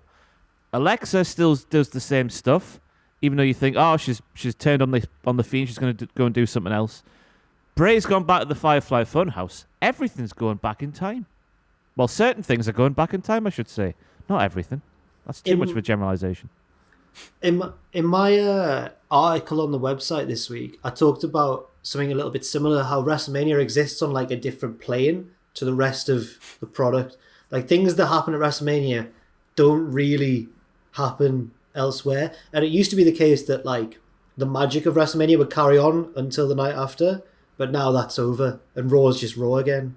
Bobby and Drew as well was the other bit where they've gone back in time because that was the main. One of the matches at Backlash last year was Bobby versus Drew, with the title on the other man.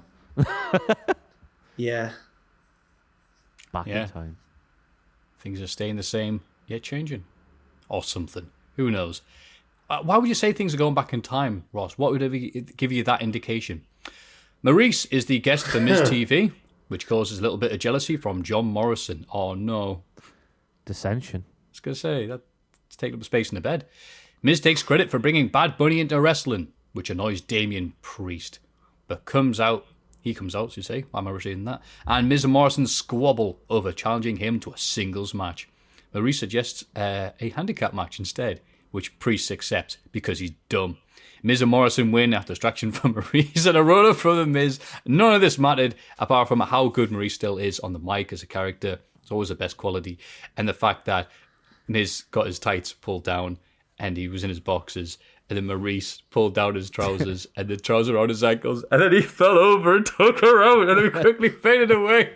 The next segment. They do have fun, don't they? I hope Maurice stays around.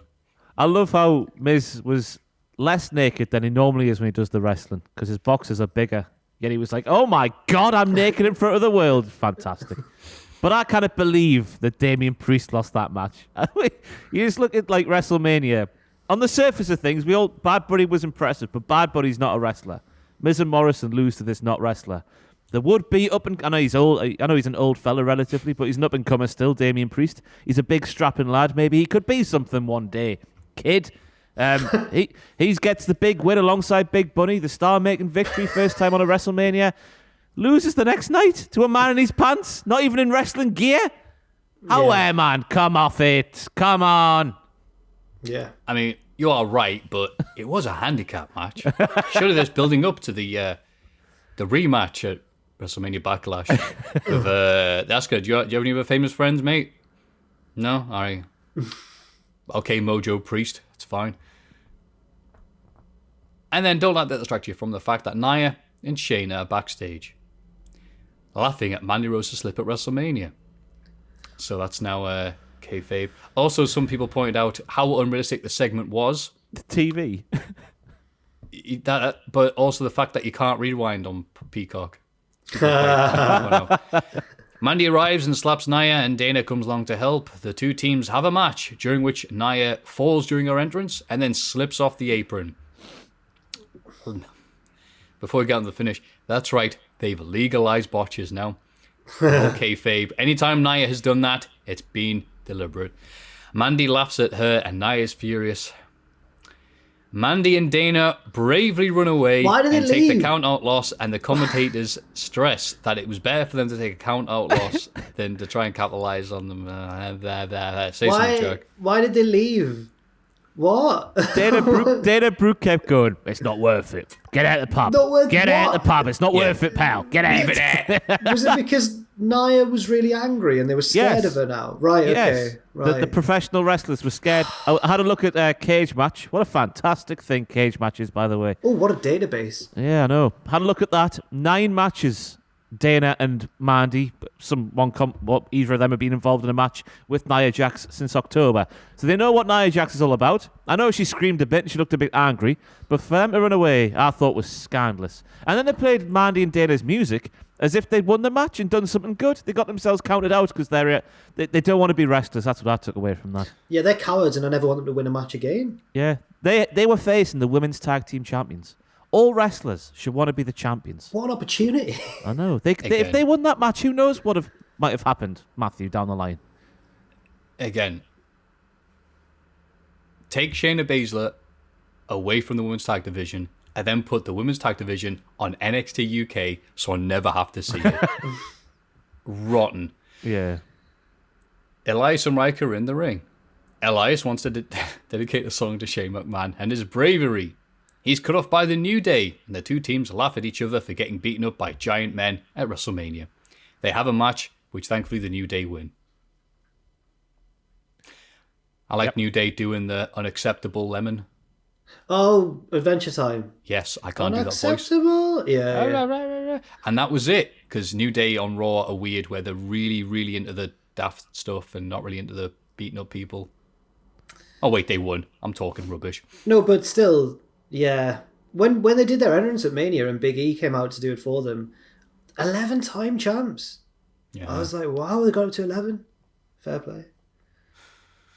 MVP comes out to give an official Hurt Business announcement, but just talks about how great Bobby Lashley is. Yeah, what was the He's announcement? so good. Was there an announcement? Bobby Lashley's great. Okay. That's the announcement. Bing bong. Bobby Lashley is amazing. Bing bong. He's cut off by Drew, who wants a rematch. Strowman and Orton both interrupt, and we get the opening of Monday Night Raw for the past 5 years, I guess, midway of the show. Also want title shots because they won their matches at WrestleMania. Adam Pearce comes out and books a triple threat for the main event, which Drew wins and becomes the number one contender. Little Was drama beaten boy. down by, are you ready? Are you ready? Mace and T-Bar to end the show.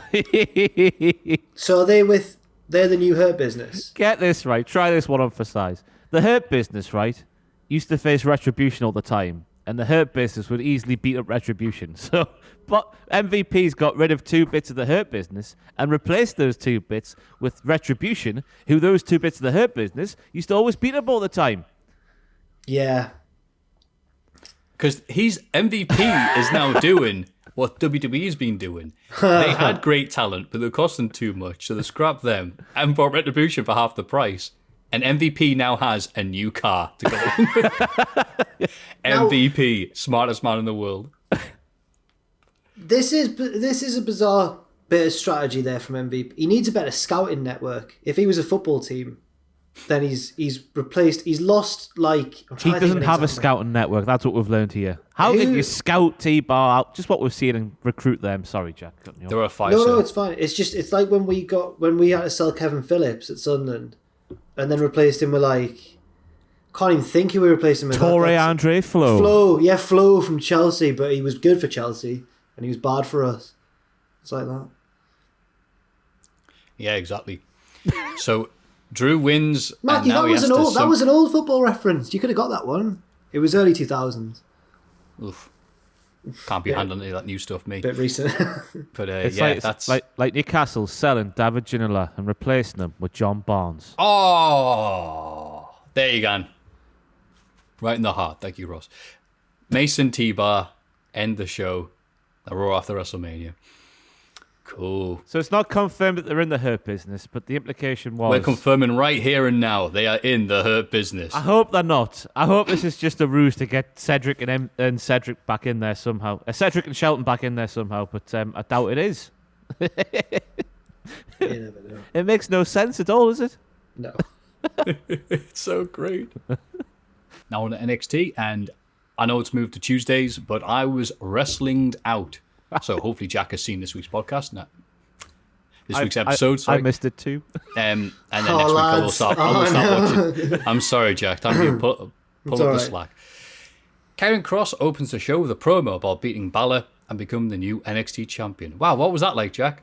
It was good. He talked about the emotions that Balor tried to suppress in that match because Balor was all cold and emotionless. Karrion Kross was fighting with anger, but Karrion Kross won. Karrion Kross has said if you harness that angry energy, you can do incredible things, and I'm evil. And Scarlett was there, and yeah, it was just your standard like opening promo from someone who's just won the title. It was good.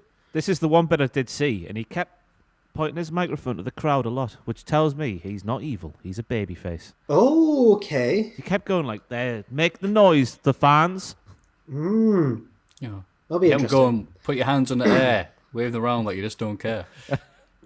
MSK beat Killian Dane and Drake Maverick to retain the tag titles. Boo! Yeah, I was going to say, I saw or read some fancy match report on some website that MSK were booed.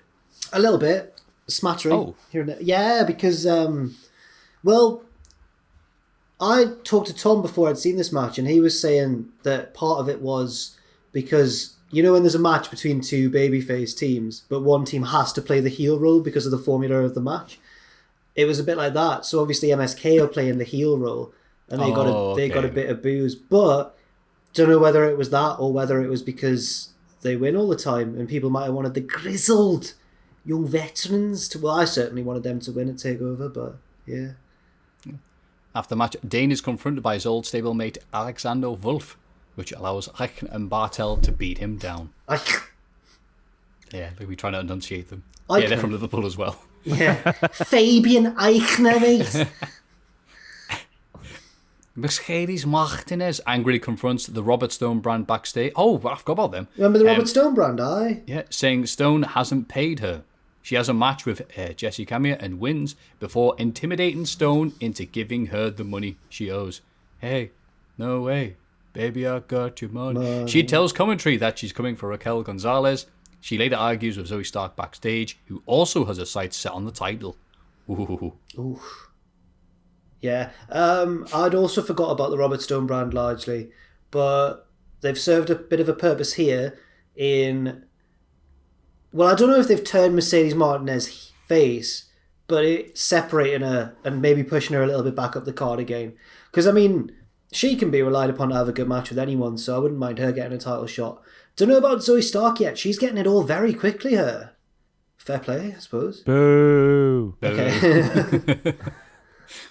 Santos Escobar lays down an open challenge. Oh, that goes down well. Which Kushida answers and wins to become the new Cruiserweight champion.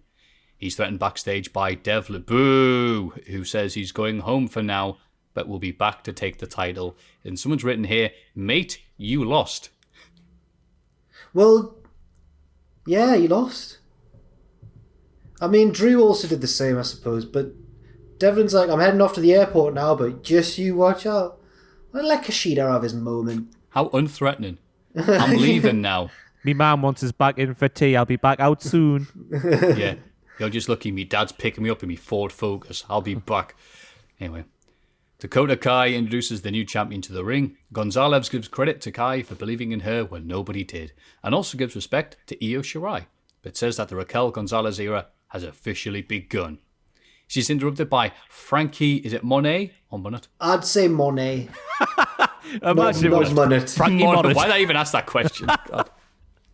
Frankie Monet, the former Taya Valkyrie, comes down to the ring with her little doggy. Raquel says she's in a good mood and will give Frankie the chance to leave unharmed. Frankie does leave, but warns Raquel that she'll be seeing her every week. After Frankie leaves, out comes Rhea Ripley, the hated bad guy. And Bianca Belair, also loved. The three champs celebrate the ring together to massive cheers. That was a big moment, yeah, that was nice. Because they're all from NXT as well. Exactly, yeah. Yes. Also, speaking of dogs and wrestlers, have you seen the size of Jon Moxley's dog? No? Yeah. It's a bulldog, right? But it's the fattest bulldog I've ever seen. Because he's holding it, right? And it's like a barrel. It is. It's a lovely... Blue's a lovely dog. In other wrestling dog news, Braun Strowman's got himself a little pit bull. It's a delightful little one, a little blue one. Well, it's like grey in colour, but I think they call it blue, don't they? I think Nixon Newell's got a dog called Blue, or Tegan Knox. Is Blue a popular name for dogs? Volta has a lovely boxer, which puts him up there for me in the wrestling dog pantheon, because I love a boxer, me. Fair play. Just when you couldn't love him enough. Sonya Deville, another dog. I know way too much about wrestlers' dogs. Do you know all the dogs? Like Sonya Deville's got a Rottweiler called Demon, even though it's a girl, which I think is a lovely name for a dog, a Rottweiler puppy. Demon. So she can around the park going, Demon! Demon King? Where's the Demon King? That was a good feud, wasn't it? Remember that when Rollins, the Demon King? Well, we're better than if all the wrestlers take their dogs out and they shout Blue and 4 dogs show up. Yeah. Also the name of Billy Joe Armstrong's guitar. Yeah. Blue, my favourite Power Ranger. I've got nothing. No one's favourite Power Ranger was the blue one. I know, I was very poor there, wasn't it? Backstage, Roderick Strong says he quits NXT and hands Regal his notice. Regal says that he's an ultimate professional and welcome back anytime. Oh, as people said, was a proper champ man. Ross was yawning. I thought he was disgusted that Regal had let Roderick Strong go. I thought he was like, oh, God. Can you believe they let him go? Yeah, it was like Football Manager. It was. It was interesting. Interesting, though, because on the alumni section, I was watching Adam's news live stream thing last night, and Roddy Strong was on the alumni section with all the people who's got released. Oh, the proper alumni set. Yeah. Wait, this is an angle, right? It's an angle, I think. Yeah, I thought it was an angle. But he's in the proper alumni section. Alumni section, yeah. Illuminati. He's in the Illuminati. He's in the Illuminati, is he? Am I saying this right? Alumni. Alumni. Not aluminium, but with the end chopped off. Aluminium? Alumni. Those metallic minions. I hate this. He's in the people who just fired section. Yeah. Isaiah Swerve Scott beats Leon Ruff, finally bringing an end to their feud. They're feuding. Ruff attacks Scott backstage during an interview, prolonging their feud. Yeah, the feud's still going. Yeah, they are feuding it. It was a big feature of the Gauntlet match at Stand and Deliver. Oh, yeah, okay, yeah. That was a while ago. It feels like it. The Way take on Dexter Lumis, Bronson Reed, Ember Moon, and Shotzi Blackheart in a mixed tag main event. Blackheart! It's that time of the pod. Everyone's getting a bit delirious. Again, I'm full of energy inside, but outside I went to the gym for the first time in well over a year, so you can tell that there. I'm glad I've started off here. I've almost got this. I'm treating my chair like it's Andre's back brace that he had in like 87, because I'm glad you're like, oh, everything hurts. Did you go this morning or yesterday? Yesterday. Was it busy? Yeah and no. Because you have to book in an hour slot and get out. Because like with hairdressers and that and gyms, I'm just and bars, beer gardens, I'm just like, everyone's just like, let's go. Well, that's what I thought. I thought, an hour, I'll barely get anything done, you know. Me being like, Brian Cage. So big rest in between these massive sets. Oh, good. Near rest for the wicked, am I right? You know. But the fact that it exists and we can do them again, and because you say that's an hour, it's not just the rest in between. It's also getting the wet wipes out. Aye, doing all the stuff. Clean. Yeah. Also, I had my mask on. I go in, I thought you had to have your mask on as you're doing stuff, thinking this is going to be harsh, right? But no one's wearing a mask. I'm like, oh, all right, we're not during sets. It's like, yeah. So the rule I heard was that you've got to wear it when you're moving from one bit of the gym to the other. But no one was doing that. You take it off when you're actually. Oh, I'm glad I kept mine like around here then, just on the chin, so I can kind of like that. Fair enough. Action Man. But yeah, no one had any masks on in the gym bit, or whatever. Sorry, NXT. Getting off track a bit. India Hartwell pretends to be hurt to get Loomis's attention, which she later claims is a plan to help her team, but really it seems like #Index is real. Index is their couple name. So Indy Hartwell. Oh, because Dexter and Indy and Dex, Big Dex, have been kind of flirting in a weird Dexter Loomis way for a while now. So she pretended to be knocked out in the match, and Loomis had his finisher locked in on Gargano. but then he let go of it to check on her. So it's as if she's done it to help out the way. But has she? Because she then went in for the kiss and Loomis didn't do it. Then she pretended to be hurt again, and Loomis carried her to the back, and she gave like the thumbs up to the camera behind his back, as if to be like, it's all just me seducing him.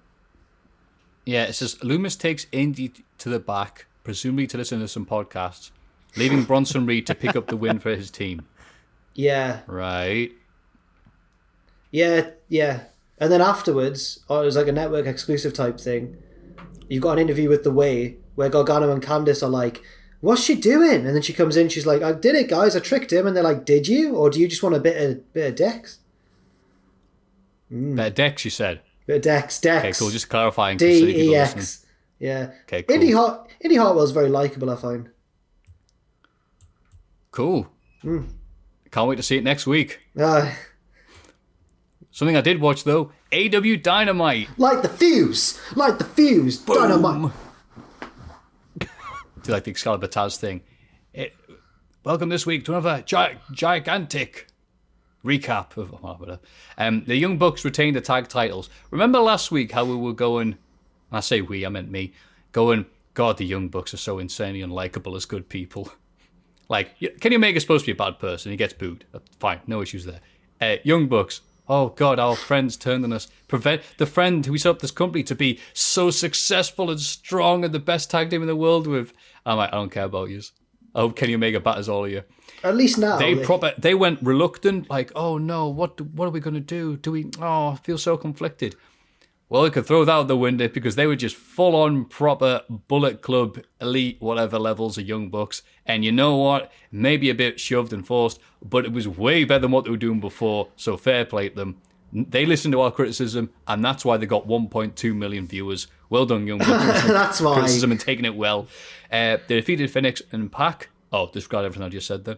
After Nick Jackson rips off Phoenix's mask towards the end, they were complete gets the entire time. It suits them way better than trying to be likable. Fair play. Yeah. What do you think about the Young Bucks and the change and everything? I don't think they've even changed me. I think they're still the same, aren't they? Yeah. They're just wearing Dior shoes They're now, the and I'm same. shining. They are because the narrative was Jim Ross and Excalibur. Excalibur was like, they've never been like this in their career ever. Jim Ross is like, this new character for the Young Bucks. They're the same. They're just wearing Dior shoes. Oh, objection. Yes, there was a quite popular Twitter tweet going around that said like, I know they're rich and everything, but apparently those were fakes. Good.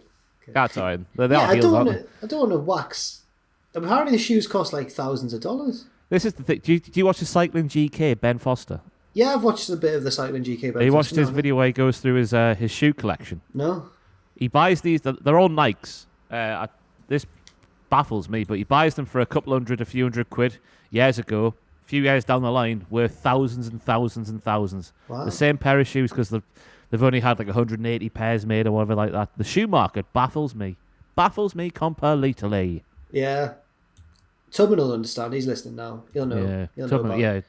You Shane tweeted McMahon? about it yesterday. Shane McMahon's a big sneakerhead, isn't he? Yeah. I watched that video where he goes to the shoe shop and buys some shoes. Yeah. It's on YouTube. It's a great video. It's good. But yeah, that match was stupid, Maffew, at the start of last night's show. It was ridiculous. Yeah.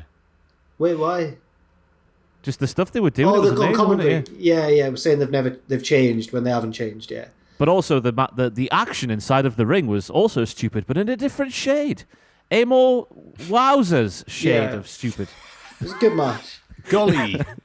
Look at those moves by those crazy gentlemen and their flying machines. The problem is Lewis from Cultaholic. He used to be a local wrestler. Is that dumbing him down? Calling him a local wrestler? I think you've shown him I think you've massive condescended disrespect there. Oh no! Vehemently. That He is used the to be. son of Peter Beardsley you're speaking it's about not. there. It's Lewis the drag. Anyway, he used to be a regional wrestler. I'll go with that. An indie bum, you're calling him. Yeah. No, I'm not. B I'm not. plus player. It's all right. He lives in a different country now. I'm safe. He was obviously pals with Pac back in the day, and he was like, how good was the match? And we were like, yeah, it was all right. And he was like, I'll check it out. And then he came back and said like, well, Pac and Phoenix are better than the Young Bucks, and they're meant to be the best tag. If you watch if you didn't know anything about either team and their background, you watch the match, you'd go, one of these teams is the best tag team in the world. You'd go, well, it's the ones who are really snappy and quick and do insane things off the top rope. Which I'm talking about Pac and Phoenix. Like, the Young Bucks are very good, obviously, but I don't think they hold next to Pac and Phoenix. They're awesome. I don't know. Nick Jackson keeps himself up there. It's Matt that lets the side down. No, I'm more a fan of Matt Jackson out of the two because he's like Jim Carrey in his face. Well, hasn't done anything good in years. Alex Marvez asked Hangman Page about the recent actions of his old elite pals, but Hangman dodges the question and has a drink instead. Very relatable. I'd rather drink than listen to Alex Marvez talk. Oh, that's my boy. It checks on Johnny Hungy himself. And that's it. Does some shoulder raises. Rehabs the shoulder. Yeah, that's right. I can do them. Not right now. I've taken your word for it. Almost can't. No, he was reaching for the tag. He was reaching for the tag. AJ's, 5.5 foot? He's reaching for the tag 7.5 feet in the air. All he had to do was... Yeah. That'd be a great spot, though, wouldn't it? Almost getting on the tag ropes and getting a tag from halfway across the ring. I'm worried I've now got AJ after me as well, calling him 5.5 foot. He does like the little things. AJ's 6 foot even. There we go. Yeah. Yeah. Wrestling heights. That's so great. Yeah. Jade Cargill beats Red Velvet. Yeah, she does. Very good looking here. Backstage, Britt Baker points out that this moves her up to second in the women's ranking, behind only Tay Conti. I mean, that's right. Yes. I thought it was just a normal match, wasn't it? Done very well. Big heel, small fiery baby face. Yeah, I enjoyed it. Yeah. Anthony Ogogo beats Cole Carter after a body shot stops the match, causing the internet to explode. I don't recall that. But, a very quick match. Anthony Ogogo. It's weird that he's now like, oh, I'm wrestling. I'm like, oh, yeah? Oh, I liked your dulcet tones on the AEW Dark commentary. But, oh, okay. You're Tank Abbott now? That's Ross's mate, that. I speak to him. Still. Do you? What do you say? I was checking in, say how you doing and stuff. Oh, I've got nice. like a proper relationship with him. It's quite nice and quite refreshing. The only wrestler I ever speak to is Anthony Ogogo. Seems like a nice man. He is a very nice man. And that was my girlfriend's from down where he's from. He's from Lowestoft, I think it's called, near Ipswich. And she had the Suffolk News on last night. And it was like, local man makes debut in American wrestling. And the guy it's literally like 20 seconds here. Anthony Ogogo, because obviously it's on ITV, they could show the punch. And then the news reporter goes, and now on to the real sports. We have news from Ipswich Town Football Club. I don't know what he's called on the, I don't even know what it's, East Anglia News, whatever it's called on ITV, but up yours. Yeah. Yeah. How dare the prestigious art of AEW Dynamite be not compared to the real sports of the world? Onto the real sport. I did an interview once with BBC Radio Kent. I don't know why I was on it. Afterwards, the producer woman said to me, oh, thanks very much for that, Jack. Where are you based? And I said, Newcastle. And she went, oh. So I don't know how I got on to BBC Radio Kent, but it was when they were bringing back World of Sport. And they were talking, once every so often when the wrestling is mainstream news for a little bit. And this bloke was asking me, like, he was very much the same sort of tone. He was like, oh, it just reminds you of medieval jousting and stuff, doesn't it? And I was like, yep, yeah. So I just didn't know what to say. It's staggering how people don't understand. Like, obviously, there's a mindset that comes with wrestling, like from years ago, because you treat it as if it's real. It's staggering how people can't wrap their head around that. People don't think like that anymore when it comes to wrestling. People assume that all wrestling fans believe that it's real. Yeah. Because I follow TalkSport on Facebook, and they obviously share Mike Tyson doing what he's doing in AEW. And the stuff last week, all the comments were like, how can people like this? How can they not see it's not real punches? He's not even touching. I'm embarrassed that Mike Tyson would do this. Well, get out. Yeah. It's strange. Yeah. See, I'm all right with people looking at wrestling going, that's not for me. I don't expect everyone to like it. Yeah, that's fine, But, yeah, it's almost awkward when people bring up, hey, Matt, that wrestling thing, that's on the news. I'm like, oh, here we go. It's not going to be, wrestling's great and we all love it. It's always going to be, yeah, that's a thing. we used to work with a lad at What Culture who then got a new job and he moved down to London, right? Uh-huh. And he would just take the mickey out of wrestling every day, constantly like, what are you just watching that for? It's stupid. It's not even real. It's not even real. He was from Sunderland, he was Mackham. He liked Shay's Pete. No, it wasn't him. But he was a huge Game of Thrones fan, right? Dragons and that. Right, well, but we did a WCPW show down in London and he came along. We were like, yeah, get yourself along. And he stayed for the first match. I think he had to run off. And the first match was just your standard heel tag team, face tag team. The heels cheated and won. And he was like, whoa, what? The ref didn't see that. And we were like, there you go. You see? It is fun. It is. It's emotions. So, What was it about before that? Yeah, exactly. About people thinking Go, your friend. Oh, yes. Yeah. I do like the different finish, personally. I know Maffew looks like he's dying inside and probably disagrees, but I like that they're utilising the fact he used to be a proper boxer and an Olympic medalist and stuff like that. And you can hug people in the stomach and get a win easily. Yeah, that's fair enough. And I'm just trying to think, though, like, apparently, according to his Wikipedia page, he's legally blind. Yeah, that's how he had to retire from boxing, because I think it was in both eyes. I think he's legitimately blind. I think that's right. I'm not too sure, though. But it's definitely got something to do with he got a punch in the boxing or something and had to have all kinds of surgeries and whatnot. And now he's... Cause that when it comes to American footballers as well, I had to retire from the American football because of a knee injury and stuff like that. But I'll go and be a wrestler. Yeah. That's what I'm thinking as well. I'm like, well, you can't punch someone in the head properly. Kind of wrestling. It's amazing, isn't it? A fallback. Chris Jericho faces Dax Harwood with Mike Tyson as the outside enforcer. And they do a bit before this where they explain, why are we friends with Tyson after last time? And actually explain it. So thanks for that. Tyson prevents both men from cheating and lays out Cash Harwood towards Cash Wheeler. The tweener. Members of the Inner Circle. Cash Wheeler. It says Cash Harwood here. I've made a mistake, I'm sorry. That's right. He laid out Cash Wheeler towards is that his the name? Are they brothers now? I must have missed that. Like Ole and Arn Anderson. Members of the Inner Circle and Pinnacle brawl on the stage, while a Sammy Guevara distraction helps Jericho beat Harwood. Jericho announces that Tyson is now an ancillary member of the Inner Circle. Okay, first of all, the match with Dax was good. It was nice that it was competitive. Jericho just didn't squish him with his big old lion salt. They explained Tyson, that's fine. We're going to keep the Pinnacle Inner Circle going, presumably until AEW Blood and Guts. But I don't get why they still got Tyson around. Like, last year he was around because he was doing the Jones Jr. fight. And it was like, all right, cool.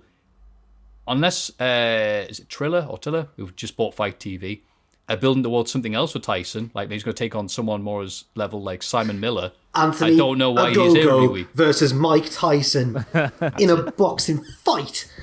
Adam Pachidi versus Mike Tyson. Yes, do it. At the arena.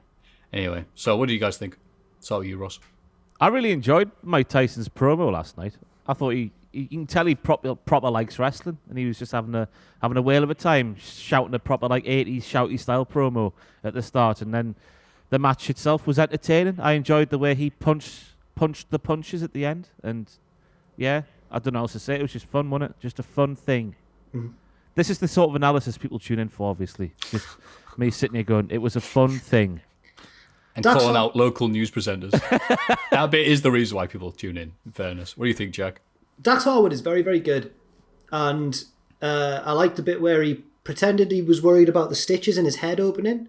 So he went over to the doctor, and then Jericho came along and he just grabbed the mic off the timekeeper's table and went, "Nya!" It's good. Then Jericho hit him with a pen. Yeah, shotgun. Yeah. I quite like how the Inner Circle are now good guys, but they're not above bending the rules still. They're still, they're still not nice boys at heart. We'll use a pen. Aye. Sammy just return a book to the library on time. Those kind of rules. Yeah. Yeah.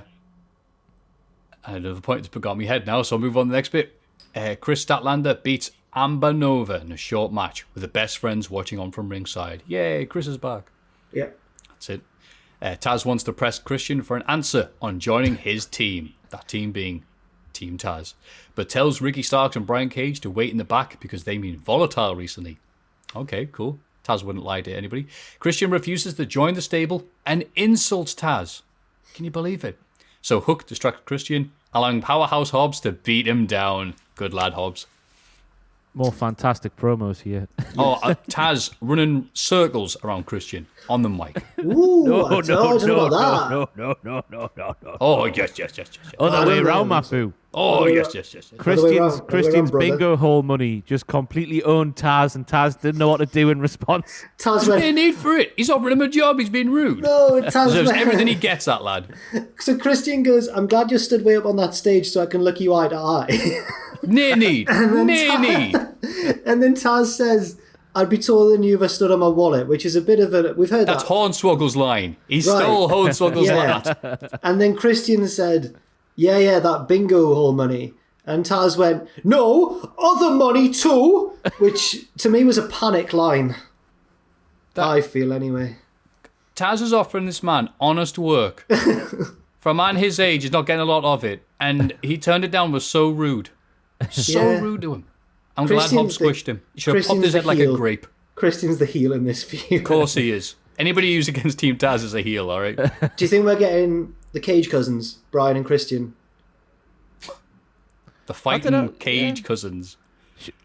Yeah, as a team, you mean, or against each other? No, as a team, Cage will Oh, split yeah. off. Brian Cage, will split off. Could you imagine if they did an angle where they do a paternity test or something, Who do you think you are? or if Brian Cage somehow ends up with the glasses that Christian wore in 2000, like the Andre and Big Show thing.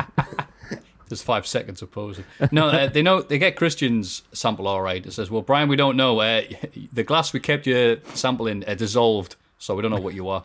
Whoa there. He's a big lad. Yeah. I'd love a shouty wrestler promo. We've just been on Ancestry.com and guess what we found? And they found out they're related, you know. You know, guys. Then Anyway. Brian would have to dye his hair, much like the Hollies, just to get the same hair colour, because that's how we know they are related then, obviously. Thank That's right. Thank you for getting on board there, Ross. I'm sorry, Jack, but nothing came on. But no, you know what? You go. We've been on Ancestry.com and we're related. Look, here's our family photo. It's a family photo of Cage and Christian as kids, and all the families have got blue circles over their faces. Okay, that's much better. That's funnier than mine, and I'm annoyed. I'm annoyed now. Well done. No, it was good. Taz. Darby Allin defends the TNT title in a Falls Count Anywhere main event against Matt Hardy. The match turns into, are you ready for this? A big brawl between all the stables, between the Dark Order and Matt's stable. Someone's ringing me. No, I'm talking about wrestling. With Sting also getting involved. Lance Archer confronts Sting at one point, and they do the eyes. Darby wins after hitting the coffin drop off a scaffold. Darby stuff was great. I guess even more brawn between the evil stables is going to be a recurring thing for a while because everybody is in one, and we get a new one every week in case you're missing out on any. But Sting, everyone else is brawling and doing stuff and this and that, and Sting is walking around like De Niro in The Irishman. Go away. Don't do that. Don't have Sting come out and point his stick and have Tony Schiavone yell. Don't have him in a brawl. I ruffled me when Sting just sort of gingerly walked out the tunnel, and then Tony's going, "It's Sting!" More fitting would have been like, "Oh, look, it's Sting." Yeah. Sting was He like... should have slowed it down at the level of state. It's not yet. Go on, Jack. You know, Sting. Go on. It was like... You're going to enjoy this reference as well. It was like Sting was in a cutscene in Metal Gear Solid 2. You know when there's a big gun battle going on and then the boss will just walk through, like Fortune, and the bullets just miss her. That's like Sting, just walking half the pace of everybody else, not getting hit by anything, does his bit, leaves Raiden confused like what's going on. I like it. You liked it? Ish. I like the match generally. I like Darby's and Matt's stuff. I liked when Sting threw the bat and Darby caught it and then Sting walked past him. Could have just handed it to him on the way out. Stop trying to think of puns and just engage with what I'm saying. Let's have a conversation, you and me. Yes, I'm engaging in you. Yes, Cool, it was good when you threw that bat. Thank you. 1.2 million. Yeah. It was good. Yeah, Good rating. absolutely. Big ups to the Matt Hardy as well. That came out wrong. No, I get it. No, I agree. Big ups to the Matt Hardy. I think I saw someone, I forget who it was on Twitter, saying that match was recorded like a couple of days after his dad passed away. And since he did that in the match as well, he was. Yeah. He responded to that tweet, didn't he? Saying like, it's what my dad would have wanted, and thanks to him for letting me and Jeff pursue our dreams and stuff. I was like, oh, it's very good. Well, that sad bombshell aside, that was the week in wrestling. I hope you enjoyed it as much as we did talking about it. What a week. What a week. And there's even more next week. And the next week. It never ends. The wrestling forever. Let's have a rummage in our mail bags. Let's have a little rummage in the mailbag. Number 1. Hello, Maffew, Ross, and Jack the Jobber. Hope you all had an excellent WrestleMania week/weekend. My question for all of you is, do you think WrestleMania should be a 2-night affair going forward? Oh, I see, yeah. I know it's unlikely, but I believe that this is the best way to do it to prevent the 6 to 7 hour runtime for the show of shows. Thank you, and hope you have a great weekend. Matt.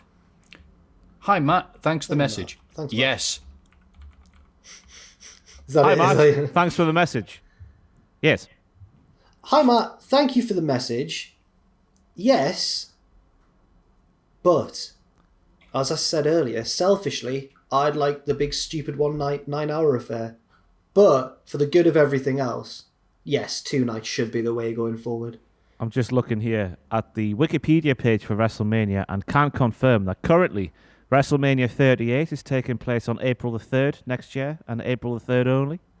And then WrestleMania 39 is taking place on April the 2nd and April the 2nd only. Well, anything can happen in the World Anything Wrestling can Federation. happen. Does it say that that's a Saturday or a Sunday? No. Oh. Do you want to get your calendars out? Yeah, I think I'll have to. Probably You get the calendar out, Maffew. Go on then. What Go on day then. Get your is calendars April out. for the lads? April 3rd, was it? It was the 2nd for... I'll just do next year. I don't care. We'll... April 3rd is next year's, yeah. It's a Saturday, the 2nd of April, 2022. No, the 3rd. 3rd of April for next Why year. if it's... Yeah, you did say that. Oh, it's too many twos. So it's a Sunday. It's just what? It's a Sunday. Why type April 3rd? And then it's April the 2nd in 2023. Okay. In Inglewood, California. Yay! Inglewood! Which is also a Sunday. Sorry, I'm doing a bit of... There we go. We're going back Compton, to Long Beach, 9-hour Inglewood. WrestleManias, like 35. It's a much more digestible way, isn't it, just to enjoy the wrestling. Plus, you get 2 3.5-hour shows that are more full of killer than filler, which is I agree. a big gripe for all wrestling fans, isn't it? So, yeah. All killer, no filler. But enough about Logan Paul. This will just mean that next week, he didn't kill anybody. Next year, I should say, that there'll be more videos of people filming other people in the crowd dead asleep. Yeah. Sound asleep. So there's some of the sleepiest people you've ever seen. The main event isn't even on. So, yeah. Hope that answers your question, Matt. And please disregard our answers and the question because it doesn't matter. We're going to get the 8-hour extravaganza next year. Greetings from America, gentlemen. I'm Thomas. The emotion and pure energy of Banks vs. Belair was so intense, the end brought me to tears. This match should go down as one of the best ever, not only for the historical first it was, but for the story these two ladies told in the ring. Sasha's veteran prowess versus Bianca's strength and agility. It really made the SmackDown's women's title seem the most important thing on the planet. My question to you guys is, what is a match that you're emotionally attached to personally and possibly made you cry at the end? Thanks, Vega231. Thank you, Vega, for the lovely message. And yeah, I agree. It was a very well... Yeah, I'm not bigging it up because of the historical greatness. I'm bigging it up because it was that, and it was a great match as well. So, any other matches like that? The emotion attached? I've got one. Go on. Mine was, and I didn't get outwardly emotional because I was reacting on camera to it for Cultaholic, but mine was quite recent. It was Kofi Mania, Kofi and Brian, because he really deserved it, and it had been so long in the making, and it was something we never thought we'd see. And then even, no matter the way he lost it to Brock in a few seconds and stuff, that doesn't really matter because forever now, Kofi Kingston will have been a WWE champion. And I remember realising that and thinking, that's very, very cool. It's a good pick.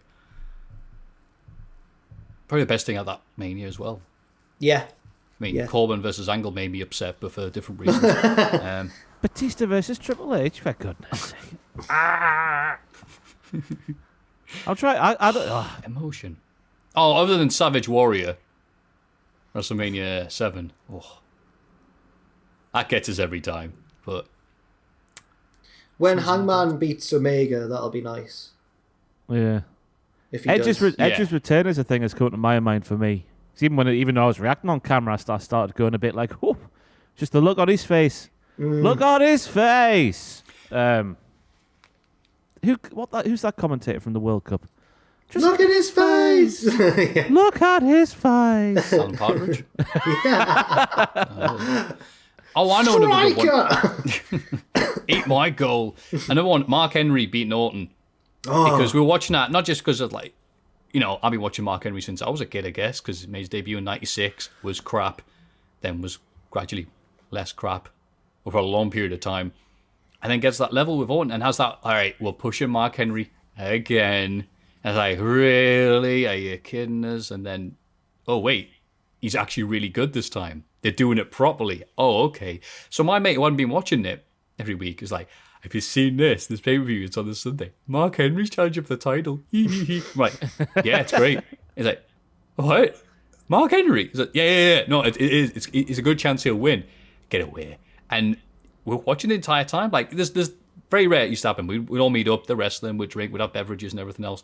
But that was a time where I'm like, come on, Mark. It's like, I can't believe you, of all people, cheering Mark. I was like, no, honestly, he's being good. The promo package before that was amazing. And building up and really stressing the fact that, yeah, everyone's going in the Hall of Pain.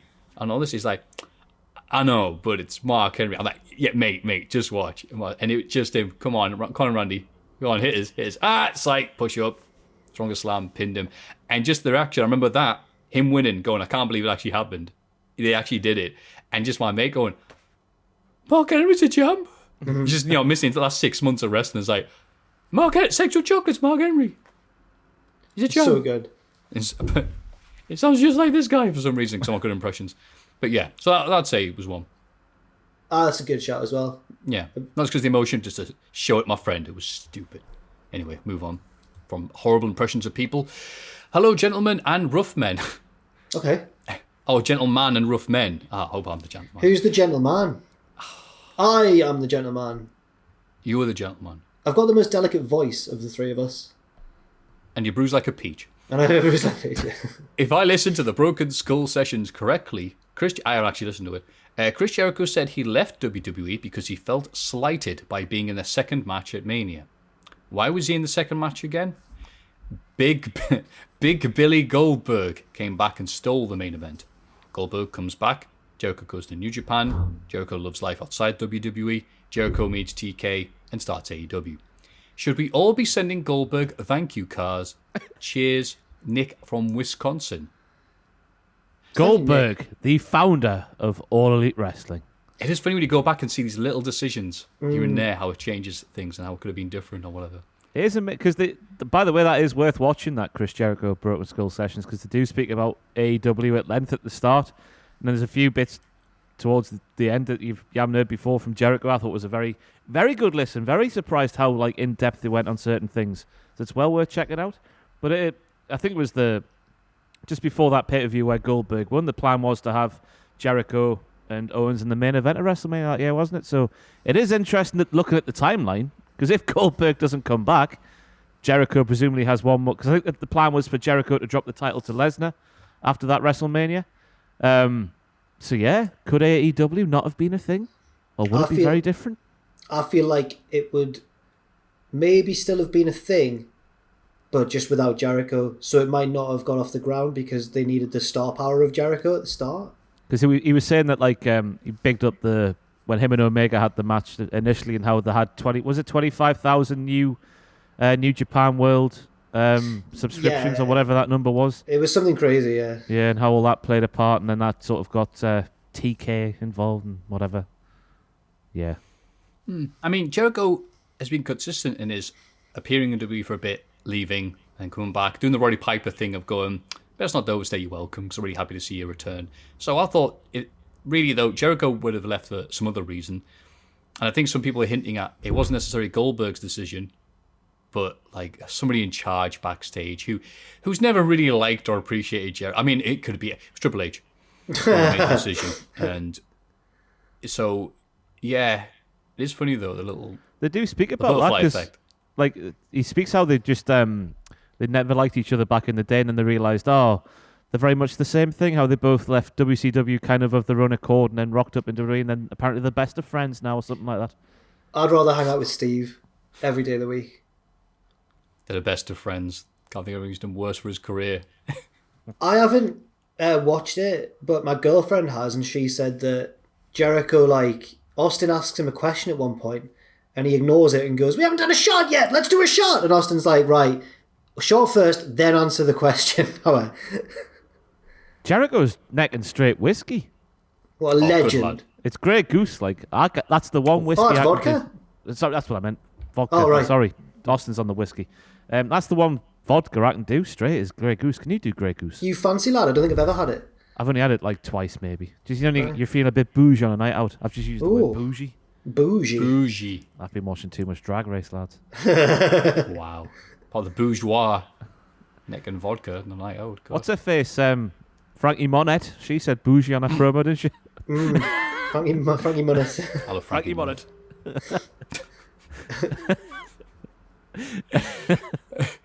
Anyway, Nick from Wisconsin has a bonus. I know he has to listen to these, and I worry sometimes he gets left out. So here is the Richard Tubman quiz. Yes! Take it away, Ross. Cheers, guys. Jack Coy. Oh, it's a completely different person. Sorry, they put together. Thank you, Nick and Jack, for that. Was that The Jack? Richard Sorry. Tubman quiz. There's a quiz about Richard Tubman. Question Wow. one. So wait, me and Matthew are doing the quiz, but Yes, it's I've about got Richard I've Tubman. got the questions here. For those who don't know, how could you not? Richard Tubman, an editor here at Cultaholic, really talented guy, very cool, knows his stuff, and he monitors this podcast, so he'll be listening now. Yeah, So and again, the Richard- joke is he's the best-looking, well-dressed person in Cultaholic. So, of course, he's not behind the camera. Best He is behind the camera. Excuse me. He's well dressed, I'll have that. Yeah. Any more to throw on? How he's better than all of Well, us? one of the questions Go on. better be how attractive is Dick Tubman. I'm going to say sex on legs. Oh, I think different Okay, 2 strokes points. for different folks, Matthew. Some people like the prepubescent look that I rock. Okay? Oh, no. Ross, what's the questions? Oh, yeah, man. Looks all Jack Scott. Anyway, question one. On August the 25th, Oh, man. on August the 25th, 2011, Richard uploaded an image of 2 bottles of the same alcoholic beverage and captioned it, typical pre-drink. What was that drink? What a question to start things off. I get the Okay. impression that Jack has just gone on Richard's Twitter and scrolled all the way to the back and picked a few questions based on that. This is Jack the Question Master, not me. Oh, right. I thought... So, sorry, can you repeat the wording of the... Is it 2 bottles of an alcoholic beverage? 2 bottles of the same alcoholic beverage, captioned it, typical pre-drink. What was his pre-drink on the 25th of August, 2011? 2011. A day we all remember fantastically well for a numerous So what variety of reasons. would a young Yes. what would a young Richard have been drinking? I'm going to go for... It's exactly what he would be drinking. Oh, no, then I might not be right. I was going to go... We'll both have a guess. We'll both have Oh, a yeah. guess. For the sound effect, I'll be doing the tribute to Bianca. The No, let's just sound both have effect. it. Okay, I'll do... it's boss time. I'll go for Desperados. Matthew? A vodka of some description. Both incorrect. It is White Storm Cider. Oh, wow. Question 2. Richard is a legend of the independent wrestling scene. True. But what was his finishing move called? Jack Oh. should know this. We've discussed this in the chat. The van driver. Correct, it was the van driver. The van driver. Context being that Richard was part of a stable called... What was it again? I've forgotten off the top of my head. Well, Richard was Ricky Van Yan. He was in Gary's white van. What was it? The van men. The Big Gary's vans. van. Richard's Doing him just at popped ears. up there. Big No, Gary's breaking van. news. Yeah. Big Gary's vans, and his finisher was the van driver. Richard, are you enjoying this quiz about you? He's worried he's going to get cancelled. Drinking Storm Cider. Oh, God. Richard, just I know, quickly yeah, as well, realised. what was the van driver as a move? Rusev's swinging side slam. Nice. Did he yell, the van driver?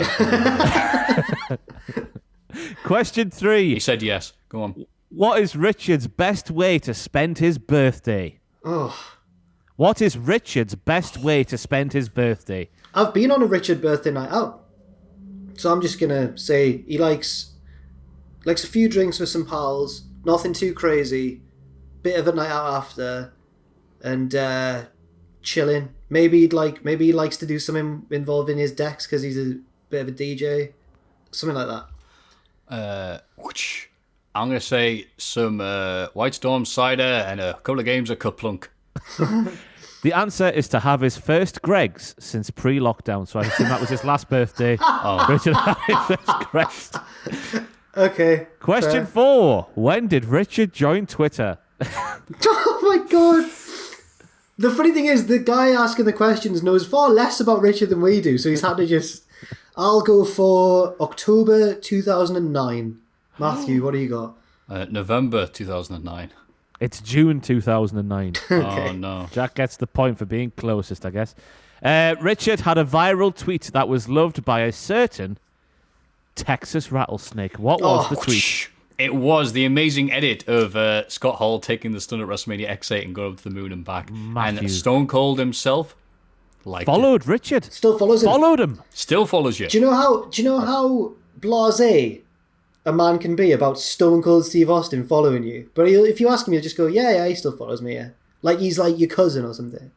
He's just too cool to be distracted by things like that. Stupid, isn't it? It's crazy. Yeah. So that's it. That's the end of the Richard Tubman quiz. Oh, what a lovely Richard Tubman. The invisible hand that controls the Cultaholic podcast. I'm glad we've given everybody a bit of a taste of what Richard Tubman is like. I think that's good. I like that. Slice of Richard. Thank you very much. And thank you, Jack Coyle, for sending those messages. The questions in for the quiz. A lovely guy, if you see him in real life, which you can do now, kind of, Conor Boris Johnson. And you know what else you can do? You can send in your questions, your quizzes, your thoughts, your wonderings, your advice, the ideas of how to get someone pregnant while listening to a podcast. They can all be sent to mailbag@cultaholic.com. And guess what? There's no Reese's Pieces this week. That's right. I was going to mention it. I was going to move on and see if anyone noticed. No, because if we just moved on, people would have think we'd forgotten. I think we need to mention it. Fair enough then, yeah. This week's WrestleMania week mailbag had a grand total of 17 questions to pick from. Wow. And it's normally upwards of 50, 60, something like that. So people are just burnt out. Sick. There's been a lot of... I think there could be just too much at once. Yeah. You know, the idea that you have to watch... It's what we say about AEW. It's like, I like AEW, but don't like the idea I have to watch Being the Elite and Dark and Elevation. And when WrestleMania kicks in and there's Night 1, Night 2, NXT, Night 1, Night 2, Prelude, Raw, SmackDown. It's like, all right, cool. Yeah. It'll be all right next week, though. It'll be fine. They'll be back. They always do. And we'll be here, happy. Happy for the next bit. It's Cultaholics. Big question. What a nice podcast. And there's still just a little bit more. It's the bit what we call the next bit, also known as the big question. Paul White. Who will succeed the most from the current list of WWE releases? We'll hopefully word that better for the YouTube title, but... Which release was the biggest blessing in disguise? Which release is the biggest blessing? There we go. That's a nice way of saying that. Someone write that down. In disguise. In disguise. In disguise. Yes. Releases, blessings like in disguise. Yeah. Yes. Surprise. Samoa Joe responded last night when a picture of the gif of the ending of the Truman Show. Yeah. Jim Carrey's going, be well. And CM Punk, his friend, not sure they're still friends, but I guess so, with the Chappelle Show bit with him, he's on the couch. Samoa Joe said, they never should have given me money. So that was good as well. What else is there? Billy Kay and Chelsea Green have issued statements. Thank you, WWE, Vince McMahon and Triple H for the past 6 years. They fulfilled the dreams entirely for being a 10-year-old girl that fell in love with WWE from the moment I saw The Rock on TV. And I'm walking away with so many incredible moments, from Super Showdown from my friends and family to winning the tag titles at WrestleMania. So they're very nice there. And Chelsea Green says the same, pretty much, yeah. So, he's taking it well. There'll be many people who have gone, oh, God, over the years. Have they just issued something terrible? Oh, God, to hell with this place. I can think of. Has there been anybody? There's been people who've been very openly upset like Drake Maverick, and then obviously that turned into a storyline. But I don't know. I feel like a lot of it's down to not wanting to burn bridges in case a Drew McIntyre happens and they get big elsewhere and then come back. But I'll start off with, I reckon one of the successful going forwards might be Chelsea Green. She how I know Ross likes this saying as well. You know how some wrestlers just get it, like they just get it, like they just understand, and it's the little things and all that. Chelsea Green for me is that, from when she was Laurel Van Ness on Impact, doing the whole jilted bride thing, that was phenomenal. And then I think, didn't she pop up at All In? That's where I think that was my first like full match I'd ever seen of hers. And I couldn't believe how good she was. I think she was the MVP of that Fatal 4-Way they had. Yeah, it was her. It was her, Tessa, and Britt Baker. Wait, was Britt Baker in it? And Luther. In Luther, yeah. Was it Ali, maybe? I can't recall. Oh, the foot. Right. All In. Yeah. Who was it? I'll find out. Yeah, Ali, who just left Impact. I don't know if it was Ali, I'm thinking that because she ruined her wedding in the storyline. Yeah. Anyway, match results. No, don't worry. Results. No, don't worry. That was quick. Don't worry. Wow. First match on the main portion of the show. Matt Cross beats Maxwell Jacob Freeman. Bloody hell. How times change. It was Tessa Blanchard, Britt Baker, Chelsea Green, and Madison Rayne. Oh. She's a killer Yeah. queen. Shows what we know. So that's your pick. It's a good one. Ross, who will succeed with WWE unseeded? Wait, no. Failed. Yeah. Drop the ball. Drop There's the not ball. an opposite of straight on the succeed, floor. is there? Like, unseed. There's not an antonym. Yeah. Concede defeat. Yeah, where WWE conceded. There we go. Beautiful, Ross. Thank you for helping me out there. First time someone said beautiful to me. Thank you, Maffew. I will go shush. for, in the immediate short term, Samoa Joe. Because this is just off the top of my head, speculative stuff. They've maybe said to him, we quite like you being a commentator. Let's just keep you there, maybe. Your contract's coming up, whatever, this, that, and the other. And he's gone, no, I would like to wrestle, please. So somewhere you'll have one big final run, maybe with a world title, maybe not, and then he'll just go off and do many things. Because that's the thing, he excels at everything, doesn't he, Samoa Joe? Everything. Yeah. So just in the short term, him. In the long term, Billie Kay is the one that sticks out to me. Because again, she's one of those people who just gets it. Do you think they'd go around together, her and Peyton, and try and? I was thinking, could they call themselves the Iconics with one eye? Probably. I think was it not that in NXT? Was it? I'm not sure. 3 eyes. Yeah. It depends what they've trademarked as well. Because I studied a bit of that trademark stuff, and if it's too similar, then just go. We'll have a Clyde the Caterpillar situation on our hands. Clyde the Caterpillar. You have seen it all kicking off with M&S, Sue and Aldi. Oh, for the Caterpillar cake. Caterpillar cakes. Oh wow. Whereas Morrison's and Sainsbury's, they're all getting off at the minute. Until M&S come round and sue them as well. Whoa. But to be fair, I wasn't Aldi, aware of the Caterpillar Wars. it took over Twitter on Thursday as we're sat here on Friday. It was, but to be fair, Aldi deserve everything that's coming their way because their Caterpillar cake is exactly the same as M&S's, but the only difference is M&S has a pink tongue, whereas Aldi's does not. Completely different, Ross. Completely different. And I bet the price is completely different as well. Yes, I bet it is as well. Complete poo-housery from Aldi there. They're the Demolition. The other Caterpillar is Legion of Doom, obviously. Aldi are my budget supermarket chain of choice. They've got some phenomenal stuff. Pizzas from Aldi, brilliant. Chocolate bars, spot on. Taurus. I've never tried the energy drink. It's a cider. Yeah. Oh, what? I thought it was an energy drink just from the name. Dark fruits in it. It's a dark fruit variant. Yeah. I Variant? Did you used to drink that? I seem to remember it. Yeah, it does taste exactly the same. Which I don't know how they get away with it, me, because they must just find the recipe somewhere and just go, put a different name on that. See you later. Change one letter. Da-da. Sorry, go on, Maffew. Sorry. Yeah, we went off the rails slightly there. My pick, Samoa Joe's an easy pick. Royce and Kay, they'll be fine. Way too funny and entertaining. And the right type of viral sensation where they're getting hits and people saying they like them. That's what people like nowadays. Everywhere else but WWE. So I'm going to say Bo Dallas. Just to be a bit of a dark horse. Bo Dallas, by all accounts, is a weird bloke. And given that who he's related to, I can see that he's got a lot of imaginative things to be saying. I can see him being the dude who starts a podcast where he talks about these conspiracy theories and all the crazy stuff that's happened, and it taken off really well.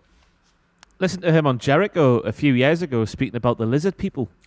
That's right. Does he believe in all of that, or does he disprove it? I can't remember. I remember listening to the podcast and they were speaking about that at length, how the lizard people have come out from the centre of the earth and they live among us and stuff like that. Okay.